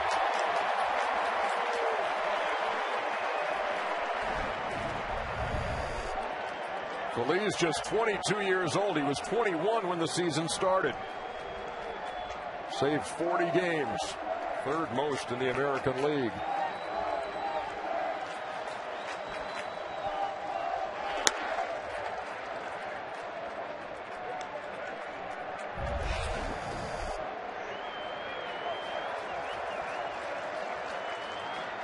Derek Jeter's had an infield hit. That came in the third. Walked in the seventh. Also struck out a couple of times here in game 2. Think he's a little jacked up. Yeah, one of the things that'd be interesting, I mean, it's good that he gets in this game and gets the feel again. You know, he struggled a little bit in Tampa, but the key is going to be how does he do in New York? New York is one of the most unbelievable places for a visitor to go, and for a young guy, I mean, 40 out of 43 is nothing to, that's outstanding, but this is a different atmosphere. And at home, you feel comfortable. On the road, it'll be a nice challenge.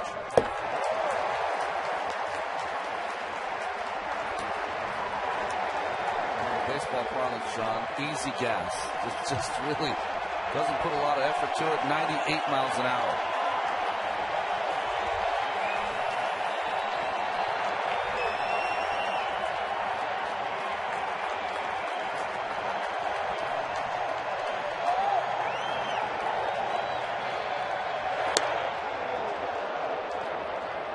Jeter works the count full, leading off the ninth.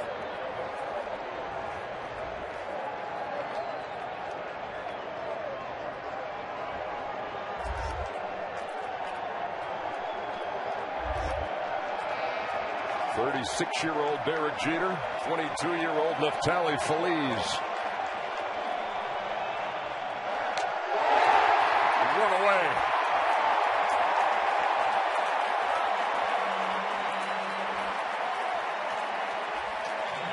The last time the Rangers beat the Yankees in a postseason game was the only time. We take it back to 1996. Juan Gonzalez going yard.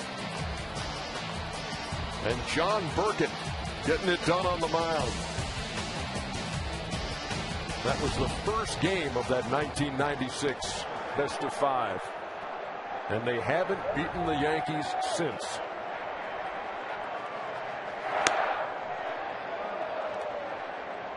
That streak reaching 10 games with game 1 of the ALCS last night. Granderson now with 1 down.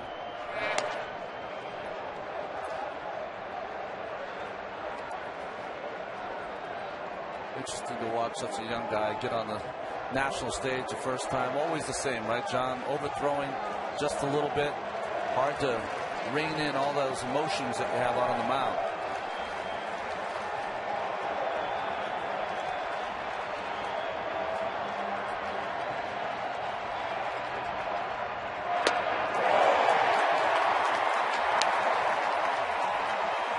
The easy gas. 2-1.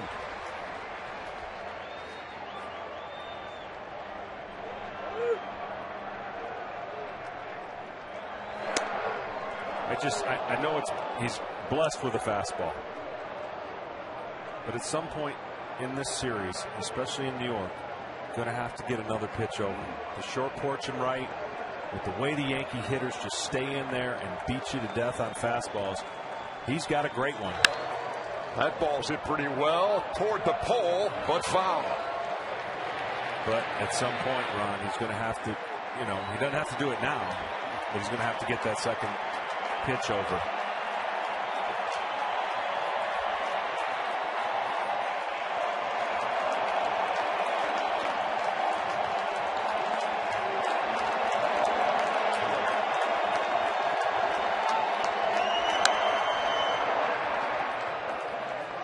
Typical tough at bat from Curtis Granderson.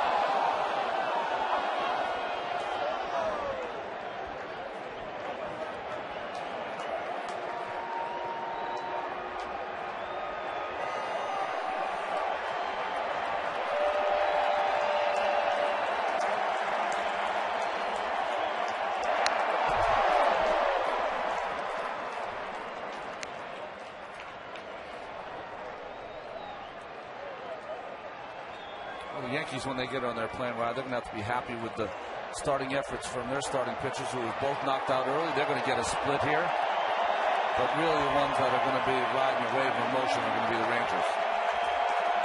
The game they needed to have. Granderson works a 1-out walk.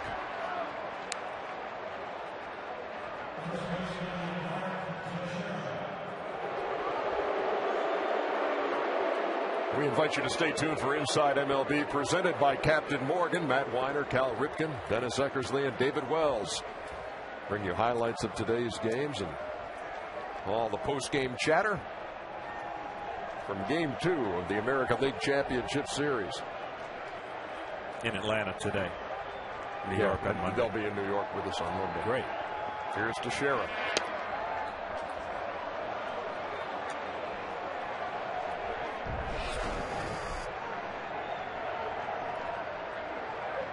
With a 5-run lead, Feliz struck out Jeter, walked Granderson. And it's 1-1 to Teixeira. Here's one of the things you do when Tex is up. It's like a softball version of the extra outfield. You're playing short field.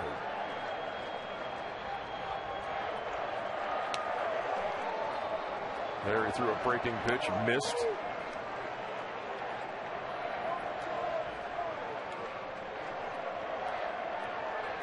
Kind of surprised Granderson staying at first, to be honest. At second base. 2-2. We got Andrews playing just on the left field side of second base. We got Kinsler playing in shallow right. Moreland guarding the line at first against Teixeira.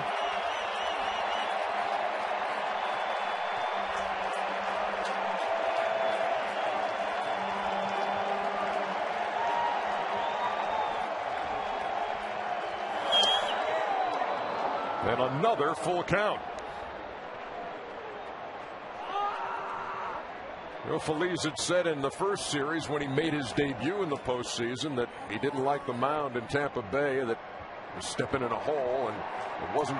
That was what was throwing him off as he walked the first two batters he faced. Life of a closer, you can look at some conditions there on the mound that may not be ideal. The payoff pitch with Granderson running. That ball is well fouled but well hit. Yeah, one of the things, I mean, you do have, if it's bad, you have the option of sending somebody out there to fix it, but you don't really have the luxury of being able to set your own mark like you would as a starter. Now, he pitches off the severe first base side, so chances are, unless you got another pitcher that's doing that, but it's that landing spot that you're worried about more than anything. Runners are at first and second, and Feliz was just hit with the throwback by Molina.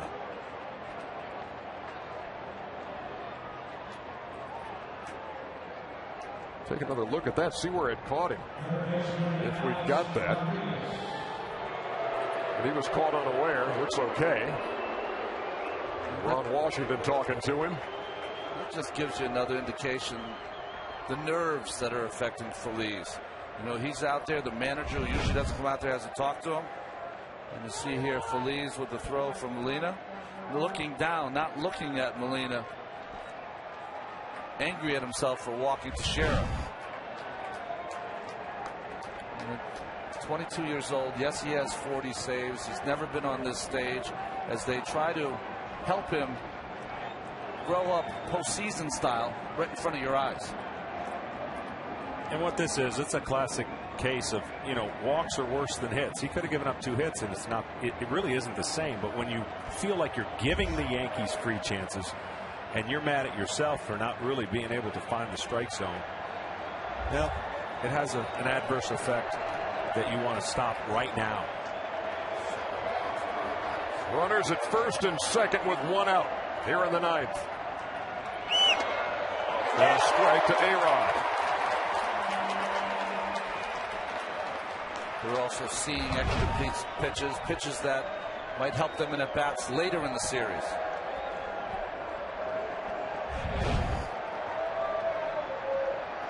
Granderson at second. Teixeira at first. Rodriguez at the plate.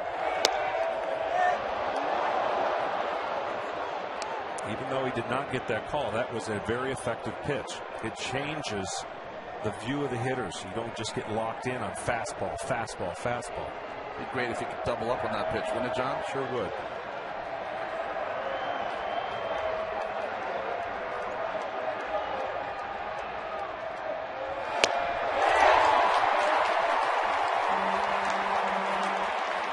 Got him at 97 for a 1-2 count.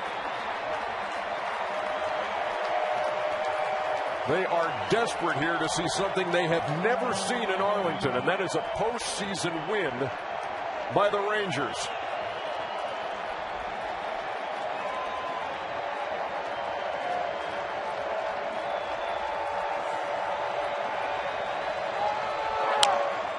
High chopper. Young gets the out at first. 2 down.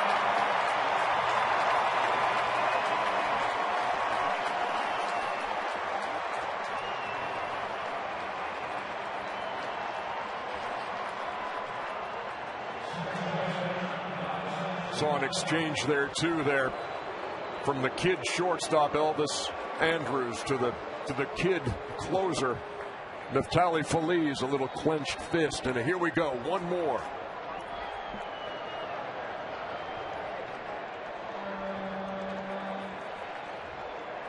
Well, here's Robinson Cano.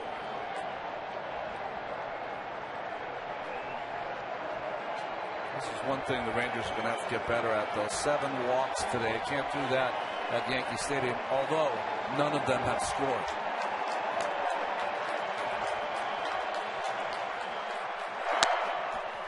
Way upstairs, 1-0.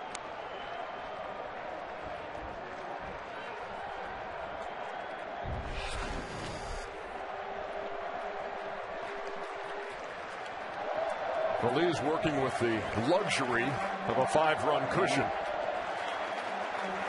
2 Yankees in scoring position for Robinson Cano.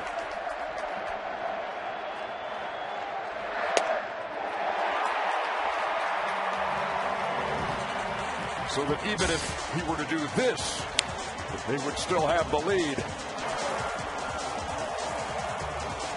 That was the solo shot in the 6th inning,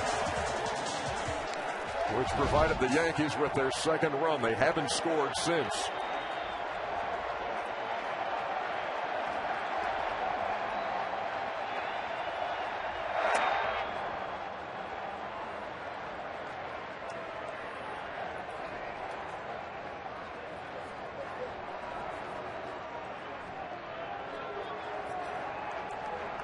Young Feliz looking at his fingers, John. No saliva coming.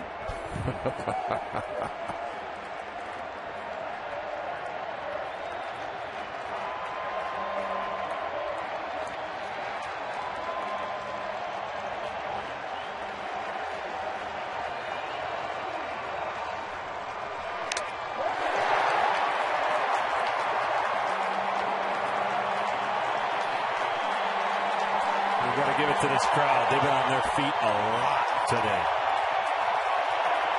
A strike away from evening the series, a strike away from a franchise first, a postseason win at home. A strike away from snapping a 10-game losing streak against the Yankees.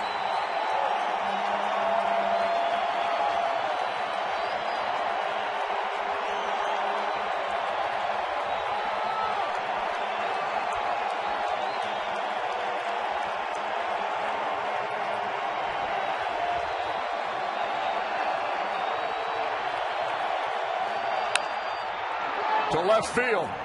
Cruz back at the track. Ball game.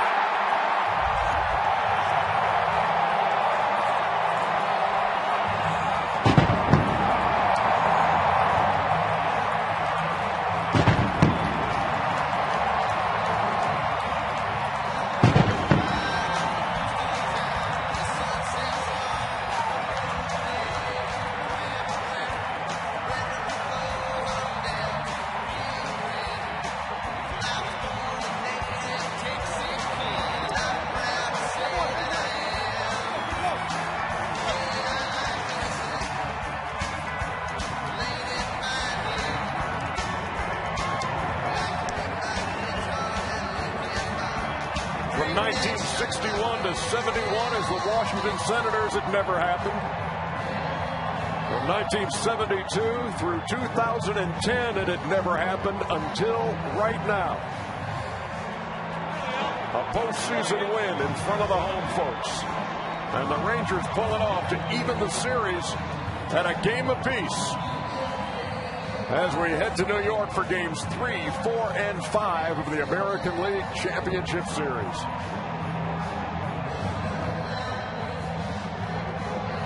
Let's go to Craig Sager.